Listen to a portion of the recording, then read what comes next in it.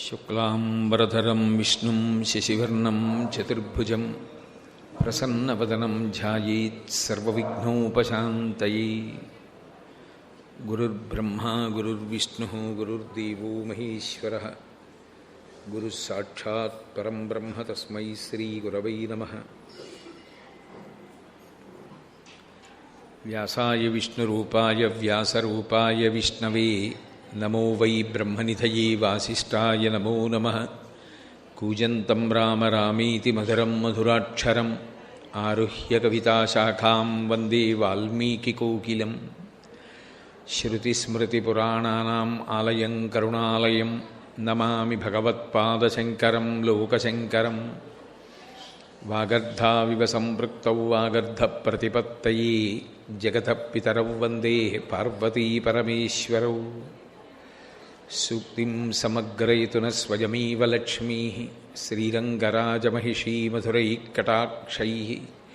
వైదగ్ధ్యవర్ణగుణగుంభనగౌరవైర్యాం కండూలకర్ణకుహరాः కవయోధయంతి. హైమోర్ధ్వపుండ్రమజహన్మకుటం సునాసం మందస్మితం మకరకుండలచారుగండం.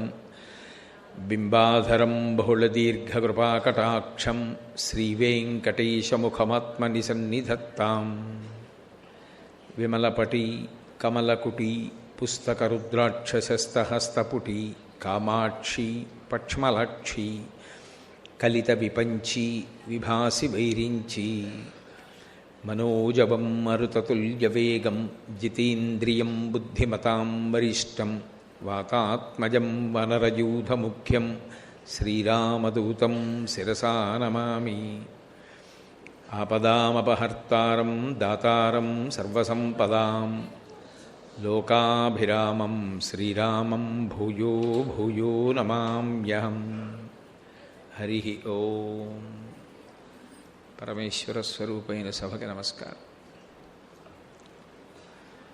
పవమానాశన పన్నగ ప్రకరముల్ భద్రీభచర్మంబు ఆటవికత్వంబు ప్రియంబులై భుజగ శుండాలాటవీచారులన్ భవదుఃఖంబుల బాపుటొప్పు.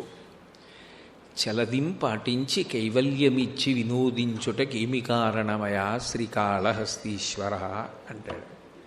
దుర్జటి కాళహస్తీశ్వర శతకంలో చేసినటువంటి పద్యాలు శివతత్వాన్ని ఆవిష్కరించడంలో పరమాద్భుతమైనటువంటి విశేషాలు. ఆయన కాళహస్తీశ్వర శతకాన్ని ఎక్కడో కూర్చుని వ్రాసినట్లు అనిపించదు. కాళహస్తీశ్వరుడితో ప్రత్యక్షంగా మాట్లాడుకున్నాడు. మాట్లాడుకుంటున్నప్పుడు ఒక గంభీరమైనటువంటి ప్రశ్న వేశాడు. సర్వసాధారణంగా లోకంలో ఉండే పోకడ ఎలా ఉంటుందంటే, నేను వాడుకునేటటువంటి వస్తువులు ఏ ఉంటాయో, నేను నిత్యము ధరించేటటువంటివి ఏవి ఉంటాయో వాటి మీద నాకు ఒక మక్కువ ఉంటుంది. నా రుద్రాక్షమాల ఎక్కడుంది, నేను కట్టుకునే పంచె ఎక్కడుంది, నేను పెట్టుకునే ఉంగరం ఎక్కడుంది అని వాటి మీద ఒక మమకారం, వాటి గురించి ఒక జ్ఞాపకం, వాటి గురించి వెతుకులాట ఉంటుంది. అదేమైనా కొద్దిగా పాడైందనుకోండి, అది లేకపోతే ఏదో మనసు చిన్నబోయి వెంటనే దాన్ని బాగు చేయించుకోవాలని ఒక ప్రీతి ఏర్పడుతుంది. దూర్జటి ఒక ప్రశ్న వేశాడు. స్వామి కాళహస్తీశ్వర, ఈ క్షేత్రం పేరు శ్రీకాళహస్తి కదా, నీ పేరు శ్రీకాళహస్తీశ్వరుడు కదా, దానికి కారణం ఒక పాముకి, ఒక ఏనుక్కి, ఒక సాలెపురుగుకి నువ్వు మోక్షం ఇచ్చావు. అసలు న్యాయంగా జ్ఞానాన్ని సముపార్జించి మోక్షమును పొందడానికి యోగ్యత కలిగినటువంటి ప్రాణి మనుష్యుడైనా, అందులో మనుష్యుల కన్నా నువ్వు 3 మనుష్యేతర ప్రాణులకు మోక్షం ఇచ్చావు. ఇచ్చి ఊరుకుంటే అది వేరు విషయం. ఆ 3ంటిని గుర్తులుగా నీ లింగం మీదకి తీసుకున్నావు. ఇప్పటికీ కాళహస్తీశ్వర లింగంలో పైన పాము కనపడుతుంది, ఏనుగు యొక్క దంతములు కనపడతాయి, క్రింది భాగంలో సాలెపురుగు యొక్క గుర్తు ఉంటుంది. ఆ 3టిని గుర్తులుగా పెట్టుకున్నాడు. నేను కొన్నాళ్ళు ఉంగరం పెట్టుకున్నాను అనుకోండి, ఏ కారణం చేతనైనా ఉంగరం తీసేసినా ఉంగరం గుర్తు ఆ వేలు మీద ఉంటుంది. అలా వాటికి నేను మోక్షం ఇచ్చాను, వాటికి విడుదల ఇచ్చాను అని వదిలేయలేదు. వాటి మీద ఎంత ప్రేమ చూపించేశాడంటే వాటి గుర్తులు లింగంలో పెట్టేసుకున్నాడు. ఇంకా విచిత్రం ఏమిటంటే, శ్రీకాళహస్తిలో లింగాన్ని అక్కడ ఉన్నటువంటి అర్చకులు కూడా ముట్టుకోరు. ముట్టుకోకుండా అభిషేకం చేస్తారు. దానికి అభిషేకం చేసేటటువంటి ప్రక్రియ చూస్తే చాలా ఆశ్చర్యంగా ఉంటుంది. అంత జాగ్రత్తగా, అంత శౌచంతో పెడతారు లోపలికి. వెళ్ళి ఎక్కడ శివలింగానికి వేలు కూడా తాకకుండా జాగ్రత్త పడతారు. జాగ్రత్త పడి అభిషేకం చేస్తారు. సాధారణంగా శివాలయంలో అర్చకుడు అంటే శివుడిలో 8వ వంతు అని ఆగమం. కానీ శ్రీకాళహస్తిలో విచిత్రం ఏమిటంటే శ్రీకాళహస్తి దేవాలయంలో ఉన్నటువంటి అర్చకులు కూడా శివలింగాన్ని ముట్టుకోకుండా అభిషేకం చేస్తారు. కానీ నువ్వేం చేసావు? నరులకు ముట్టుకుని అభిషేకం చేసేటటువంటి అధికారం కూడా ఇవ్వడం మానేసినటువంటి వాడివి లింగంలో గుర్తులుగా మాత్రం 3 పుచ్చుకున్నావు. అవే ఏనుగు, పాము, సాలెపురుగు. ఇందులో నాకు ఒక అనుమానం వచ్చింది అన్నాడు దుర్జటి. ఎంత బాగా మాట్లాడుకున్నాడో చూడండి పరమేశ్వరుడితో. అది ఉపాసన అంటే. పరమేశ్వరుడితో మాట్లాడాడు తప్ప ఎక్కడో కూర్చుని ఏదో స్తుతి పాఠం కింద పద్యం రాయలేదు. నాకు అనుమానం వచ్చింది. శివ చెప్తావా అన్నాడు. ఏమిటి అనుమానం అంటే పవమానాశన పన్నగ ప్రకరముల్ భద్రీభచర్మంబు ఆటవికత్వంబు ప్రియంబుగాన నీకు చాలా ప్రియమైనవి. ఎందుకంటే నువ్వు అవి పెట్టుకుంటావు. నాకేవి ఇష్టమో వేసుకుంటా. నాకు రుద్రాక్షలు ఇష్టం అనుకోండి, మెళ్ళ వేసుకుంటా. నాకు ఓ రకం అంచుపంచి ఇష్టం అనుకోండి, అటువంటి పంచెలు కట్టుకుంటాను కదూ. దాన్ని బట్టి ఆయనకి ఇది ప్రియం అని తెలుస్తుంది. మెళ్ళలో వేసినా తీయలేదనుకోండి దండలు, 5 వేసినా తీయకపోతే దాని అర్థం ఏంటి? తేలిగ్గా బాగానే ఉన్నాయి, ముయ్యొచ్చు అని గుర్తు. అవి 5 బరువుగా ఉన్నాయనుకోండి, 4 తీసేసి తేలిగ్గా ఉన్నది ఏదో చూసుకుని మెళ్ళలో వేసుకుంటాం. అంటే ఏదో కారణం ఉంది కదా ఉంచుకోవడానికైనా తీసేయడానికైనా. నీకు ప్రియమైనవి అని చెప్పడానికి ఒక కారణం ఉంది. ఎందుకని? పవమానాశన. పవమానాశన అంటే గాలి తిని బ్రతికేటటువంటి పావులు ఉన్నాయే, అవి నీకు ఆభరణాలు. నువ్వు నాగభూషణ అని బిరుదు పొందావు. నువ్వు పాములను ఆభరణములుగా వేసుకుంటావు. అందుకని బహుశా ఓ పాముకి మోక్షం ఇచ్చేసావేమో. ఏమంటే నా భూషణం కదా, దానికి మోక్షం ఇవ్వకపోతే బాగుంటుందా, నా కోసం ఇంత పూజ చేసింది కదా అని బహుశా పాముకి ఇచ్చి ఉంటావు పక్షపాతంతో. పవమానాశన పన్నగ ప్రకరముల్, బోలెడన్ని పాములు, ఒకటి కాదు, వేళ్లకి పాములు, ఆఖరికి చేతి మణికట్టుకి పాములు, మెడలో పాములు, పాదానికి ఆదిశేషుడు, అన్నీ పాములే. నాగాభరణుడు, యజ్ఞోపవీతం, నాగయజ్ఞోపవీతం. విఘ్నేశ్వరుడు మొలకి చుట్టుకుంటాడు మొలత్రాడుగా. శ్రీకాళహస్తిలో జ్ఞానప్రసూనాంబ నాగసర్ వడ్డాణం పెట్టుకుంటుంది. అంతా నాగ సంబంధం. బహుశా నీకు ఈ పావులతో మమకారం ఉంది. అందుకని ఓ పావుకి మోక్షం ఇచ్చేసావు. పోన్లే తెల్లారలేస్తే ఇన్ని పావుల్ని పెట్టుకుంటాను, ఓ పావుకి మోక్షం ఇచ్చేస్తే అందంగా ఉంటుంది అని ఇచ్చి ఉంటావు బహుశా.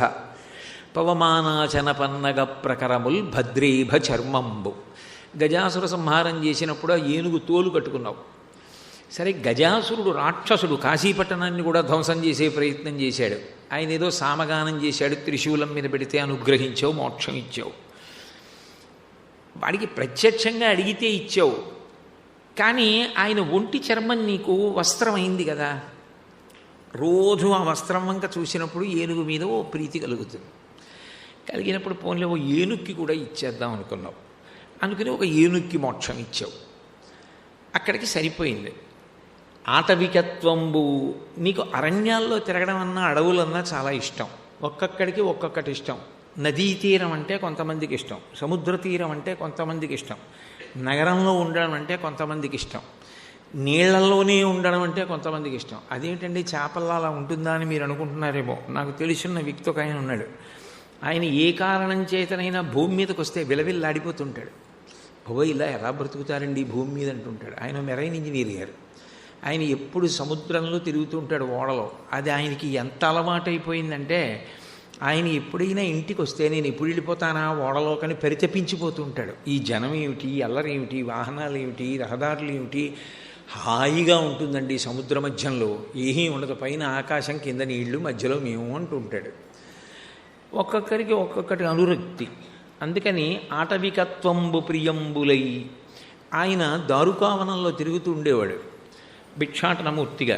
కాబట్టి నీకు ఆటవికత్వంబు, అడవులలో తిరగడం అంటే ఇష్టం. అందుకని అరణ్యంలో సంచరించేటటువంటి లక్షణం ఉన్నవాడైనటువంటి కన్నప్పకి మోక్షం ఇచ్చావు. కాబట్టి మాకు అర్థమైంది ఎందుకు ఇచ్చావంటే నీకు అభిమానం ఉంది వాళ్ళ మీద, తెలిసిపోతోంది కదా. నీకు అడవులంటే ఇష్టం, దారుకావనంలో తిరిగావు, అందుకని అరణ్య సంచారం చేసినటువంటి వాడు భక్తుడైన వాడు కాబట్టి కన్నప్పకి ఇచ్చేసావు. ఏనుగు చర్మం కట్టుకుంటావు, ఏనుగుకి ఇచ్చేసావు. పావులు మెళ్ళో వేసుకుంటావు, పావుకి ఇచ్చేసావు. ఇక్కడ వరకు మాకు అర్థమైంది. కానీ చలదిన్ పాటించి మోక్షమిచ్చుటకేమి కారణమయా? సాలెపురుక్కి ఎందుకు ఇచ్చావు? నీకు సాలెపురుక్కి సంబంధం ఉందని కానీ, సాలెపురుగుల గురించి నీకు ప్రీతి ఏర్పడడానికి కథ ఉందని కానీ, సాలెపురుగులు నీకు ఏదో ఉపకారం చేశాయని కానీ, సాలెపురుగుల్ని నువ్వేదో ఒంటి మీద పెట్టుకుంటావని కానీ ఎక్కడా నీ చరిత్రలో కనపడలేదు. ఇక్కడ వరకు అర్థమైంది. కానీ సాలెపురుగుని మాత్రం నువ్వెందుకు అసలు మోక్షం ఇచ్చి శివలింగంలో ఉండేటట్టుగా చేసి శ్రీకాళహస్తి అని పేరు పెట్టావు? కన్నప్పని తీసుకెళ్ళి నువ్వు కింద కూర్చుని కొండ మీద కన్నప్పని పెట్టావు, భక్తుణ్ణి పైన కూర్చోబెట్టావు, నువ్వు కింద కూర్చున్నావు. నీ అనుగ్రహానికి హద్దు లేదు అసలు. ఇంత గొప్పగా ఇచ్చేసావు, సాలెపురుక్కి ఎందుకు ఇచ్చావు? ఏ అభిమానంతో ఇచ్చావు? ఏ పక్షపాతంతో ఇచ్చావు? ఏనుక్కి నాకు అర్థమైంది, పాము నాకు అర్థమైంది, కన్నప్ప నాకు అర్థమయ్యాడు. కానీ చలదింపాటించి కైవల్యమిచ్చి వినోదించుటకేమి కారణమయా? అమ్మ, సాలెపురికి మోక్షం ఇచ్చానని పొంగిపోతున్నావే, పైగా ఇచ్చానని గుర్తుకి నీ లింగంలో దానికి ఓ గుర్తు పెట్టుకున్నావు సాలెపురికి. లోకంలో అందరూ ఏమంటారు? సాలెపురుగు కనపడితే బాబాయ్ మీద పడితే అదేదో దద్దుర్లు ఎక్కుతాయి అంటారు. సాలెపురుగు విషయం అత్యంత ప్రమాదకరమైన విషయం అంటుంది ఆయుర్వేద శాస్త్రం. అటువంటి సాలెపురుక్కి మోక్షం ఇచ్చేయడమే కాదు, అదో గుర్తుగా కూడా శివలింగంలో పెట్టుకున్నాం. పెట్టుకుని వినోదించుటకేమి కారణమయా? నాకు బాగా సంతోషం కలిగిందనుకోండి, నేను వేసుకున్నది నాకే కాదు అందరికీ కూడా కనపడాలని పైకి మరీ వేసుకుంటాను. నాకు తెలిస్తే చాలనుకున్నాను అనుకోండి, లోపలికి వేసుకుంటాను లాల్చీలు. నేను వేసుకుని సంతోషించడమే కాదు, నేను వేసుకున్నానని మీకు కూడా తెలియాలంటే పైకి వేసుకుంటాను. అంటే ఇంకా ప్రీతి. నువ్వు మోక్షం ఇచ్చి వదిలిపెట్టకుండా మళ్ళీ దాన్ని గుర్తుగా కూడా పెట్టుకున్నావు. వినోదించుటకేమి కారణమయ్యా? అవి చూసుకుని మురిసిపోతుంటావు. అసలు ఎందుకు ఇచ్చావు సాలెపురుక్కి అని దూర్జటి కాళహస్తీశ్వరుణ్ణే ప్రశ్న వేశాడు. చెప్పు దానికి జవాబు అన్నాడు. ఆయన ఏం చెప్పాడో చెప్పు ఉంటాడు అనుకోండి. దూర్జటి లాంటి మహాభక్తుడికి ఎందుకు చెప్పడు? అందుకే కదూ మొదటి గడప దగ్గరే ఇచ్చాడు దూర్జటికి స్థానం. అందుకే 2 గడపలు శ్రీకాళహస్తి క్షేత్రానికి లోపలికి వెడుతున్నప్పుడు. అటువంటిది ఆ గంభీరమైనటువంటి ప్రశ్న వెయ్యడం వెనక ఒక గొప్ప ప్రతిపాదన ఉంది. నేను చెప్పినట్టుగా నిజంగా ఏదో ఏనుగు చర్మం కట్టుకుంటాడు కాబట్టి ఏనుగుకి, పావులు వేసుకుంటాడు కాబట్టి పావులకి, అరణ్యాల్లో తిరిగాడు కాబట్టి అరణ్యాల్లో తిరిగినటువంటి కన్నప్పకి మోక్షం ఇచ్చాడు అని చెప్పవలసి వస్తే సాలెపురుక్కి ఎందుకు ఇచ్చాడు అన్న ప్రశ్న కూడా వస్తుంది. అంటే ఆయనకి పక్షపాతం లేదు అని దాని అర్థం. అథవా దాని పూర్తి తాత్పర్యం ఏమిటంటే అర్థం చేసుకోవలసింది, శివుడికి ఒకరికి మోక్షం ఇచ్చేటప్పుడు పక్షపాతం ఉండదు. ఈయన నావాడు, ఈయన్ని నేనేదో కట్టుకుంటున్నాను పెట్టుకుంటున్నాను, ఈయన నాకు సేవ చేశాడు, అది కాదు. మనసు యందు భక్తి ఉంటే అది ఆయన చూస్తూ ఉంటాడు. అందుకే అమ్మవారు భ్రమర రూపంలో ఉంటుంది. తుమ్మెద మొగుడు తుమ్మెదే తప్ప తుమ్మెద మొగుడు పాము ఉండదుగా. తుమ్మెద మొగుడు నక్క ఉండదు. తుమ్మెద మొగుడు తుమ్మెదే అవుతుంది. మగ తుమ్మెద, ఆడ తుమ్మెద. ఈ 2 తుమ్మెదలు ఎక్కడ తిరుగుతాయి? సారగ్రాహి, తేనె తాగుతాయి. పువ్వు మీద తిరుగుతాయి. ఏ పువ్వు మీద తిరుగుతాయి? బయట తుమ్మెదలైతే పువ్వుల మీద ఉన్నటువంటి తేనె తాగుతాయి. శివపార్వతులన్న తుమ్మెదలు ఏం తాగుతారు? భక్తి అన్న మకరందాన్ని తాగుతారు. భక్తి మకరందం ఎక్కడుంటుంది? భక్తుడి యొక్క మనస్సు అనబడేటటువంటి పుష్పంలో ఉంటుంది. ఎవరు ఆ భక్తి కలిగి ఉన్నాడో, అంటే ఏది ఆలోచిస్తున్నా ఏది చేస్తున్నా శివుడు ఆదర్శమయ్యాడో, శివుణ్ణి దృష్టిలో పెట్టుకొని బహుభంగిమల శివుడి గురించి ఆలోచన చేస్తూ ఉంటాడో, చిత్ర విచిత్రమైన ఆలోచనలన్నీ శివుడి విషయంలో కలుగుతూ ఉంటాయో, వాడు భక్తుడు. అంటే దాని అర్థం ఏమిటంటే మనసుకి శివుడు ఆలంబనం అయ్యాడు. ఆలంబనము అన్న మాటకు అర్థం ఏంటంటే, నేను ఏమీ ఆలంబనంగా ఇవ్వలేదనుకోండి, నా మనసుకి కామక్రోధములను పట్టుకుంటుంది. కాసేపు ఎవరి మీదో ప్రీతి, వాళ్ళ గురించి ఆలోచిస్తుంది. కాసేపు ఎవరి మీదో కోపం, వాళ్ళని తిడుతూ ఉంటుంది. ఆ రెండిటిలోనే తిరుగుతుంది. నేను ప్రయత్నపూర్వకంగా అలవాటు చేశాననుకోండి, ఓ కాళహస్తీశ్వర శతకం చదివి అందులో ప్రతిపద్యం గురించి బాగా ఆలోచన చెయ్యడం, ఆ పద్యాన్ని ధారణ చెయ్యడం, ప్రతిపదార్థం తెలుసుకోవడం, ఆ గుడికి వెళ్ళడం, పరిశీలించడం, శివతత్వాన్ని పరిశీలించడం, ఇవి అలవాటు అయ్యాయి అనుకోండి, అప్పుడు నిరంతరము మనస్సు శివుడి చుట్టూనే తిరుగుతూ ఉంటుంది. అలా ఎక్కడ తిరుగుతోందో అక్కడ భక్తి మకరందం ఉన్నదని గుర్తు. ఆ మకరందం ఉన్నది అన్న విషయం తామర పువ్వు బురదలో పుడుతుంది. బురదలో పుట్టిన తామర పువ్వులో మకరందం ఉంది అన్న విషయం అదే పువ్వుతో కలిసి బురదలో పుట్టిన చాపకి కానీ, కప్పకి కానీ, పీతకి కానీ, నత్తకి కానీ తెలియదు. పక్కన అరణ్యంలో ఉన్న తుమ్మెదకి తెలుసు. అది ఎగిరి వచ్చి తాగుతుంది తేనె తప్ప, దానితో కలిసి ఉన్న వాళ్ళకి దాని గౌరవం తెలియాలని నియమమేం లేదు. సారగ్రాహి శంకరుడు, ఆయనకి తెలుసు ఎవరి హృదయంలో ఏ భక్తి మకరందం ఉందో. అందుకే శంకరాచార్యులు వారు శివానంద లహరి చేస్తూ భృంగీచ్ఛానటనోత్కటక్కరిమదగ్రాహీ స్ఫురన్మాధవ హ్లాదో నాదయుతో మహాసితవపు పంచేషురాచాధృత సత్పక్షస్సుమనోవనీషు సపునః సాక్షాన్ మదీయే మనోరాజీవే భ్రమరాధిపో విహరతాం శ్రీశైలవాసీ విభు అంటారు. మనోరాజీవే, మనసనబడేటటువంటి పుష్పమునందు భక్తి అన్న మకరందము నిండిపోతే సారగ్రాహి అయినటువంటి పరమేశ్వరుడు అమ్మవారితో కలిసి వచ్చి తుమ్మెదగా దాని మీద తిరిగి ఆ మకరంద పానం చేయడం కోసం చప్పుడు చేయకుండా నిశ్శబ్దంగా వాలి తాగుతూనే ఉంటాడు. పువ్వులో మకరందం అయిపోతుంది, తుమ్మెద వెళ్ళిపోతుంది. ఇక్కడ మకరందం ఊరుతూనే ఉంటుంది. వాడికి ఏది చేసినా, ఏది విన్నా ఎప్పుడూ శివుడు జ్ఞాపకానికి వస్తుంటాడు. ఏవేవో కొత్త ఆలోచనలు వస్తుంటాయి దూర్జటికి వచ్చినట్టు. ఇప్పుడు నేను శ్రీకాళహస్తిలో నమస్కారం పెట్టి వచ్చేసేవాళ్ళు చాలామంది ఉంటారు. శ్రీకాళహస్తిలో దూర్జటిలా ప్రశ్న వేసేవాళ్ళు ఎంతమంది ఉంటారు, శివుడితో మాట్లాడేవాళ్ళు. నాకు అనుమానం వచ్చిందండి, శంకరుణ్ణి అడగాలి ఒకసారి అని గుళ్ళో ఏమోలో కూర్చుని, శివ నాకు అనుమానం వచ్చింది, పవమానాచన పన్నగ ప్రకరముల్ భద్రేబ చర్మంబు అటవికత్వంబు ప్రియంబులై అని అడగడం ఎంతమందికి చెల్లుతుంది? అంటే ఎవరు దాని గురించి బాగా పట్టుకున్నాడో వాడు అడగగలుగుతాడు ఆ ప్రశ్న, వాడికి సమాధానం దొరుకుతుంది. అంటే శివుడే ప్రచోదనం చేస్తాడు. అది నిరంతర ప్రక్రియ, అది ఒకసారి ఊరి ఆగిపోయేది కాదు, అది ఓట బావి. ఆ భావనలు దొంతరలుగా తిరుగుతూనే ఉంటాయి. అది క్రమంగా ఏమైపోతుంది అంటే నిద్రా సమాధి స్థితి, నిద్ర ఎందు కూడా అలవాటైపోతే ఆ మకరందాన్ని పానం చేయడానికి పార్వతీ పరమేశ్వరులు ఆ హృదయ పద్మము మీద వాలి ఉంటారు. అంటే ఏ పక్షపాతం లేదు.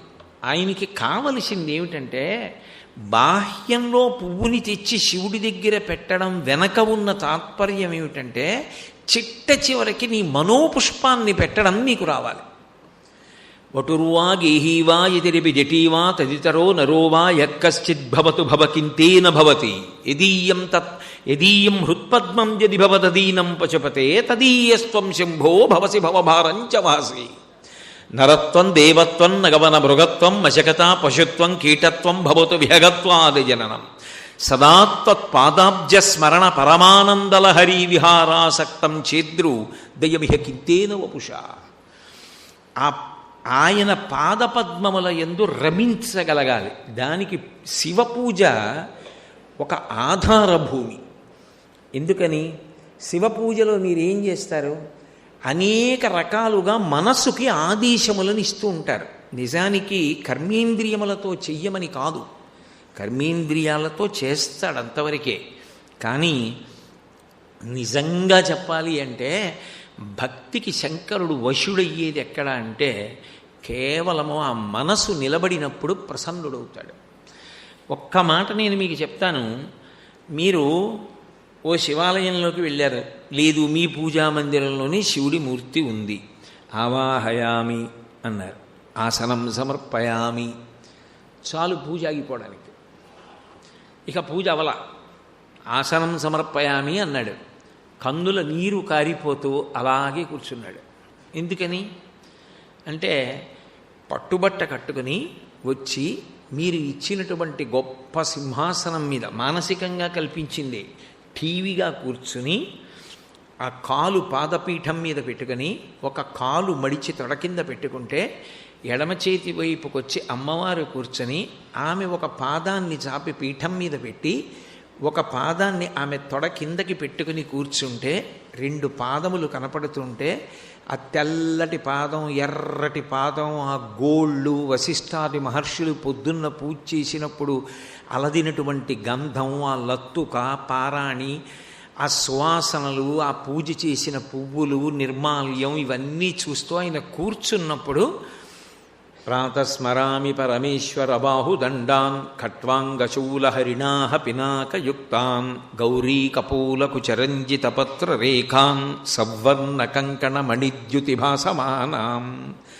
యోగికి వినపడతాయి ఆయన కూర్చున్నప్పుడు ఆయన చేతుల యొక్క కంకణముల కణకణలు, ఆయన పాదమునకు పెట్టుకున్నటువంటి మంజీరముల సవ్వడి, అమ్మవారు నడిచి వచ్చి కూర్చుంటున్నప్పుడు ఆమె పెట్టుకున్న ఆభరణములు ఒకదానితో ఒకటి ఒరుసుకున్నప్పుడు వచ్చేటటువంటి ధ్వని, రత్న కంకణములు గల్లు గల్లని మ్రోయ అంటారు. ఆ రత్న గాజులు రత్నాలతో పొదగబడినవి ఒకదానితో ఒకటి తగిలి వచ్చినటువంటి చప్పుడు, ఆమె పాదములకు ఉన్నటువంటి మంజీరముల సవ్వడి, ఆమె వడ్డాణం పెట్టుకుంటుంది. కొణత్ కంచీదామా కరికలభ కుంభస్తనలత పరీక్షీణా మధ్యే పరిణత శరచ్చంద్రవదన ధనుర్బాణం పాశం శృణిమపి తథానాకరతలై పురస్తాదస్తాంన పురమహితురహో పురుషిక అంటారు శంకరులు సౌందర్యలహరిలో. ఆ తల్లి నడిచి వస్తూ ఉంటేట చిరుగంటలుంటాయిట వడ్డాణానికి. ఆ వడ్డాణానికి పెట్టుకున్నటువంటి చిరుగంటలు మోగుతూ ఉంటాయిట. ఆ శబ్దములన్నీ యోగి వింటాడు. విని వాళ్ళిద్దరూ ఆ పాదములు అలా పెడితే ఆవాహయామి అన్నాడు కదూ, వచ్చి కూర్చున్నారు. శంకరులే అంటారు శివానందరిలో, ఆనందం పట్టలేక కదా కదా వా త్వాం దృష్ట్వా గిరిశతవ భవ్యాంఘ్రియుగళం. ఆ పాదాల వంక చూస్తాట. స్వామి ఒక్కొక్క పాదమే కింద పెట్టారే, గృహీత్వా హస్తాభ్యాం, ఒక్కసారి నా చేతుల్లో మీ 2 పాదాలు పెట్టరా అంటే శంకరుడు నవ్వి 2వ పాదం మళ్ళీ తొడ కింద నుంచి తీసి పార్వతీదేవి వంక చూసి నవ్వి నువ్వు కూడా పెట్టు అన్నట్టుగా. అంటే ఇద్దరూ తమ పాదములను చాపితే చేతులు చాపి 4 పాదములను చేత్తో పట్టుకుని గృహీత్వా హస్తాభ్యాం శిరసి, స్వామి తల మీద పెట్టుకోవద్దా, పెట్టుకో అంటే ఓంగి పాదములను ఎత్తి తల మీద పెట్టుకుని, అదేనా పీట గుండ్రంగా ఉంటుంది జారిపోవు, జారిపోకుండా 2 చేతులతో ఆ పాదాలు ఇలా పట్టుకుంటే ఇటు శంకరుడి పాదాలు ఇటు అమ్మవారి పాదాలు తగులుతుంటే ఆ పాదాలు స్పర్శ తలకి తగులుతుంటే గట్టిగా పట్టుకొని పరవశించిపోయి శిరసి నయని. చిన్నతనంలో పడిశం పడితే అమ్మ చీర కొంగులో కర్పూరం బియ్యం మూట కట్టి ముక్కు దగ్గర పెట్టి వాసన చూపించినప్పుడు ఎంత ఆప్యాయతతో మెత్తగా ఉన్నటువంటి మూటలుంటాయో అలా ఉన్నటువంటి వేళ్ల యొక్క చివరి భాగములు అమ్మవారి యొక్క మట్టెలు, స్వామివారి అందెలు, అమ్మవారి మంజీరములు చప్పుడవుతూ ఉండగా ఎత్తి పట్టుకుని ఆ వేళ్ల చివరి భాగములు ఇట్నుంచి ఇటుపక్క వరకు కళ్ళకి తగల్చుకుని శిరసి నయనే వక్షసి వహం, దగ్గరికి జరిగి గుండెల మీద పెట్టుకుని ఆ పాదాలు శిరసి నయనే వక్షసి వహం. ఆ తర్వాత ఆ స్వామివారి పాదముల మీద ఉండేటటువంటి పువ్వులలో ఒక్కసారి తలపెట్టి వాసన చూస్తానని తలపెట్టి వాసన చూస్తే పాదముల వాసన సహజ సుగంధం ఉంటుంది ఆ పాదాలకి. దాని మీద అగస్త్య వశిష్ఠాదులు పూజ చేసినటువంటి పుష్పాలు, దివ్య పుష్పాలు, దేవతలు పూజ చేసిన పుష్పములు, ఆ పువ్వుల వాసనలతో కలిపి కొత్త వాసనలు వస్తుంటే ముఖమంతా పువ్వులు తగులుతూ ఉంటే మెత్తగా ఆ పాదముల మీద తల పెట్టుకొని ఆ వాసనలన్నీ కూడా బాగా ఆఘ్రాణించి అలభ్యాం బ్రహ్మాద్యై ముదమనుభవిష్యామి హృదయీ, బ్రహ్మాదులకు లభ్యముగాని ఆనందమును అనుభవిస్తూ కన్నుల వెంట నీరు కారిపోతుండగా అలా కూర్చుంటాడు. 15 నిమిషాల్లో ఉపచారాలన్నీ నోటితో చెప్పి స్నానం సమర్పయామి అని ఇలా చల్లేసిన వాడిది పూజ. ఒక్క ఉపచారం చెప్పి మనసుతో అనుభవించి ఆనందపడిపోయినటువంటి వాడిది పూజ. ఎన్ని ఉపచారములు చేసి పూర్తి చేశావు కాదు, ఎన్ని ఉపచారముల దగ్గర నీ మనసున్నదో శివుడు చూస్తాడు. ఆ మనసు పెట్టడం రావడం కోసమని మనసుకి ఆదేశములను ఇస్తారు.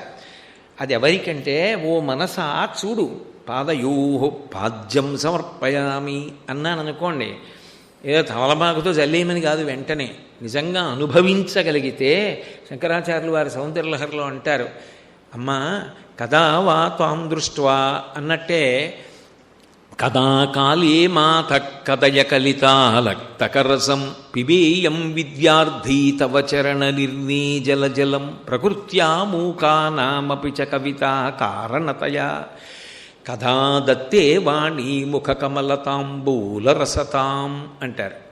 బంగారు పళ్ళెంలో ఇలా చుట్టూ మల్లెపూలు పోసి, మళ్ళీ లోపలికి జాజిపూలు పోసి, మధ్యలో సింహాచలం సంపంగి పూలు పోసి, దాని మీద తెల్లటి తామరలు, ఎర్ర తామరలు, నల్ల తామరలు, మళ్ళీ మల్లెలు, జాజులు, సంపెంగలు, పువ్వులతోటి చక్కగా మెత్తటి పరుపు వేసి ఆ పళ్ళెం తెచ్చి అక్కడ పెట్టి, స్వామి మీ పాదాలు పెట్టరా, లాగేస్తానా బలవంతంగా, పెట్టమంటే వాళ్ళిద్దరూ అందులో పాదాలు పెడితే అది ధర్మపత్ని అంటే. ఆమె పక్కన ఉండక్కర్లేదు, ఆమె నా మనసులో ఉండాలి. ఆమె వంగి బంగారు పాత్రతో నీళ్లు పోస్తూ ఉంటే నేను నా కుడి చేత్తో ఆ పాదాలు కడిగి, శంకరుడి పాదములకున్న గంధం, అమ్మవారి పాదాలకున్న పసుపు లత్తుగా కరిగి నీళ్లు పచ్చగా ఎర్రగా అయితే, ఆ నీళ్లు ఎడంచేత్తో ముట్టుకోకూడదు కాబట్టి ధర్మపత్ని, అందుకు ఆచమనం భార్య వేస్తుంది. ఇలా చూస్తే నా భార్య వంగి ఉద్ధరిణితో తీసి నా కుడి చేతిలో వేస్తే ఎర్రటి ఆ నీళ్లు శారదమ్మ తాంబూల చర్వణం చేసినప్పుడు నోటి నుంచి వచ్చిన ఎర్రని నీటిలా ఉంటే, ఆ నీళ్లు తీసుకొని నేను లోపలికి తీసుకునేటటువంటి రోజు ఎన్నడూ అన్నారు శంకరులంతటి వారు. అంటే అది ఉపచారం. పాదయోహో పాద్యం సమర్పయామి, నిజానికి అయిపోయిందా? ఆ నీళ్లు తీయాలి, పక్కన పెట్టాలి, ధర్మపత్నికి తీర్థం ఇవ్వాలి, చేతులు కడుక్కోవాలి, ఉత్తరీయం తీయాలి, ఇద్దరికి పాదాలు తుడవాలి. దేనికి నీకు పువ్వులు, దేనికి మారేడు దళాలు, దేనికి నీకు పాత్రలు, ఏం అక్కర్లేదు. అన్నీ ఇక్కడ సృజించగలను. రత్న ఏకల్పితమానసం హిమజలై స్నానంచ దివ్యాంబరం నానారత్న విభూషితం మృగమదామోదాంకితం చందనం జాజీచంపకపిల్వపత్రరచితై పుష్పంచ ధూపం తథా దీపం దేవదయానిధే పశుపతే హృత్కల్పితం గృహ్యతాం. మనసుతో చేసినది ఏది ఉందో అది అందుకుంటాడు శివుడు. అది చెయ్యాలంటే ముందు బాహ్యంలో చేస్తే తప్ప మనసుకి తెలియదు. చూడండి చెయ్యండి మనసు ఎలా పట్టుకుంటుంది? నువ్వు ఇంట్లో ఉండు, మనస్సు శరీరం కూడా పెట్టి పూజ చెయ్యి. ఏదో ఊరిళ్ళావు నాకు అన్నీ ఉండాలనుకోకూడదు. నువ్వు కూర్చుంటే నీ మనసు చేత నువ్వు పూజనంతటినీ పూర్తి చేయాలి. చేసేసిన తర్వాత నువ్వు అనుభవించావనడానికి గుర్తేమిటో తెలుసా?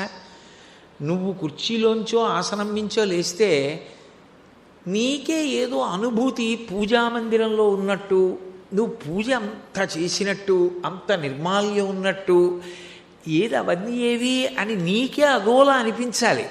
అంత చేసినటువంటి ఆనందం మనసులో ఉండిపోవాలి. అలా ఉండిపోయిందనుకోండి మీరు చేసేశారని గుర్తు.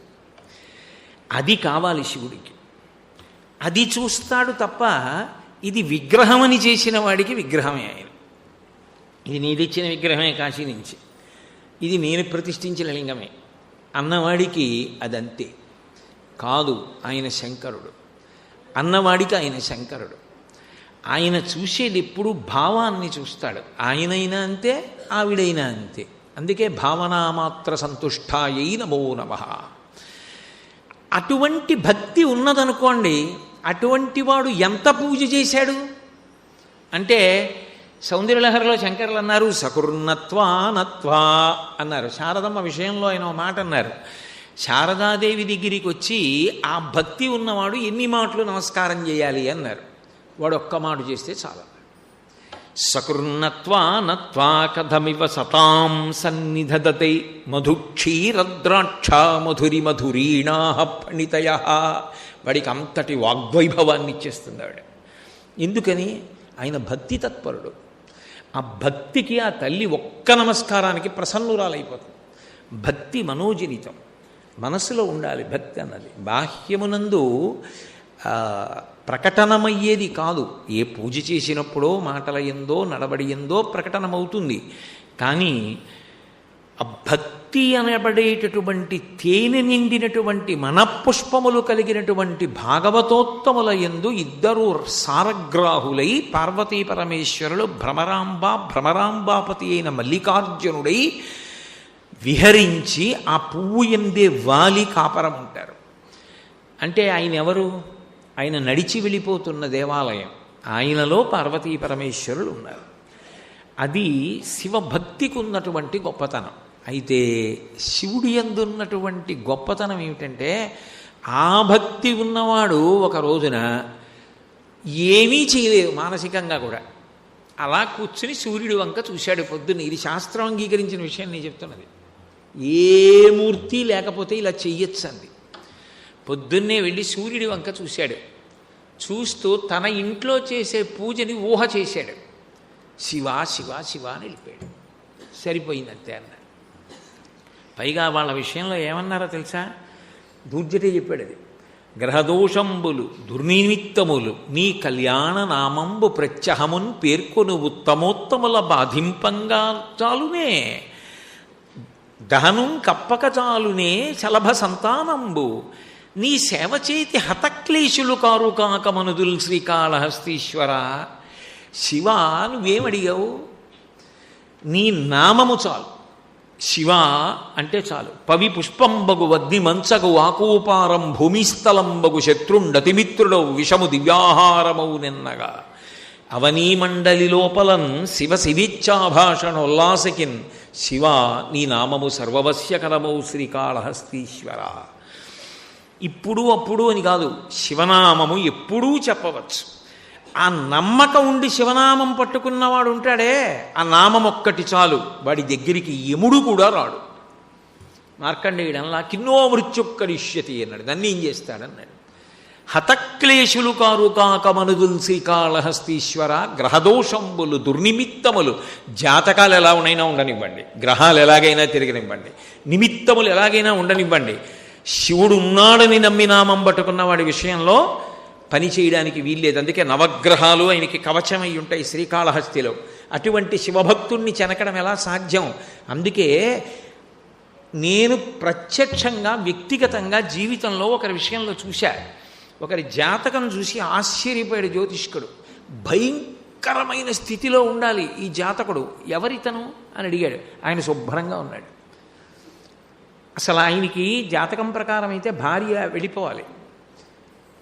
ఆయన్ని తీసుకొచ్చి చూపిస్తే చూసి ఆయన అన్నాడు, మీ భార్య గారు శుభ్రంగా ఉంది, ఇద్దరం కలిసి సుఖంగా తిరుగుతున్నాం. మీరు శివభక్తులా అని అడిగాడు. అవును, నేను శివభక్తుడే అన్నాడు.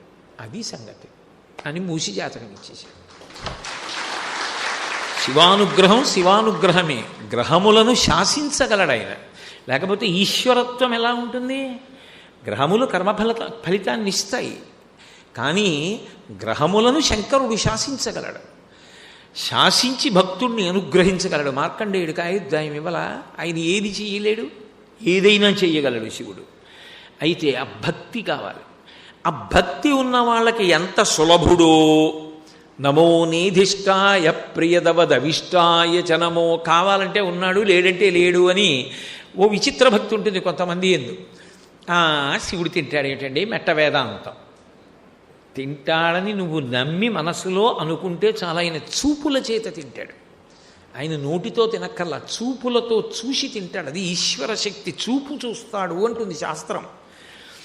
కానీ ఆయన తింటాడా, తింటే పెడతారా, ఇవన్నీ అర్థం లేనటువంటి మాటలు, దాని మీద సరి అయిన అవగాహన లేని మాటలు, పెద్దలు చెప్పిన విషయాలు పరిశీలించని మాటలు.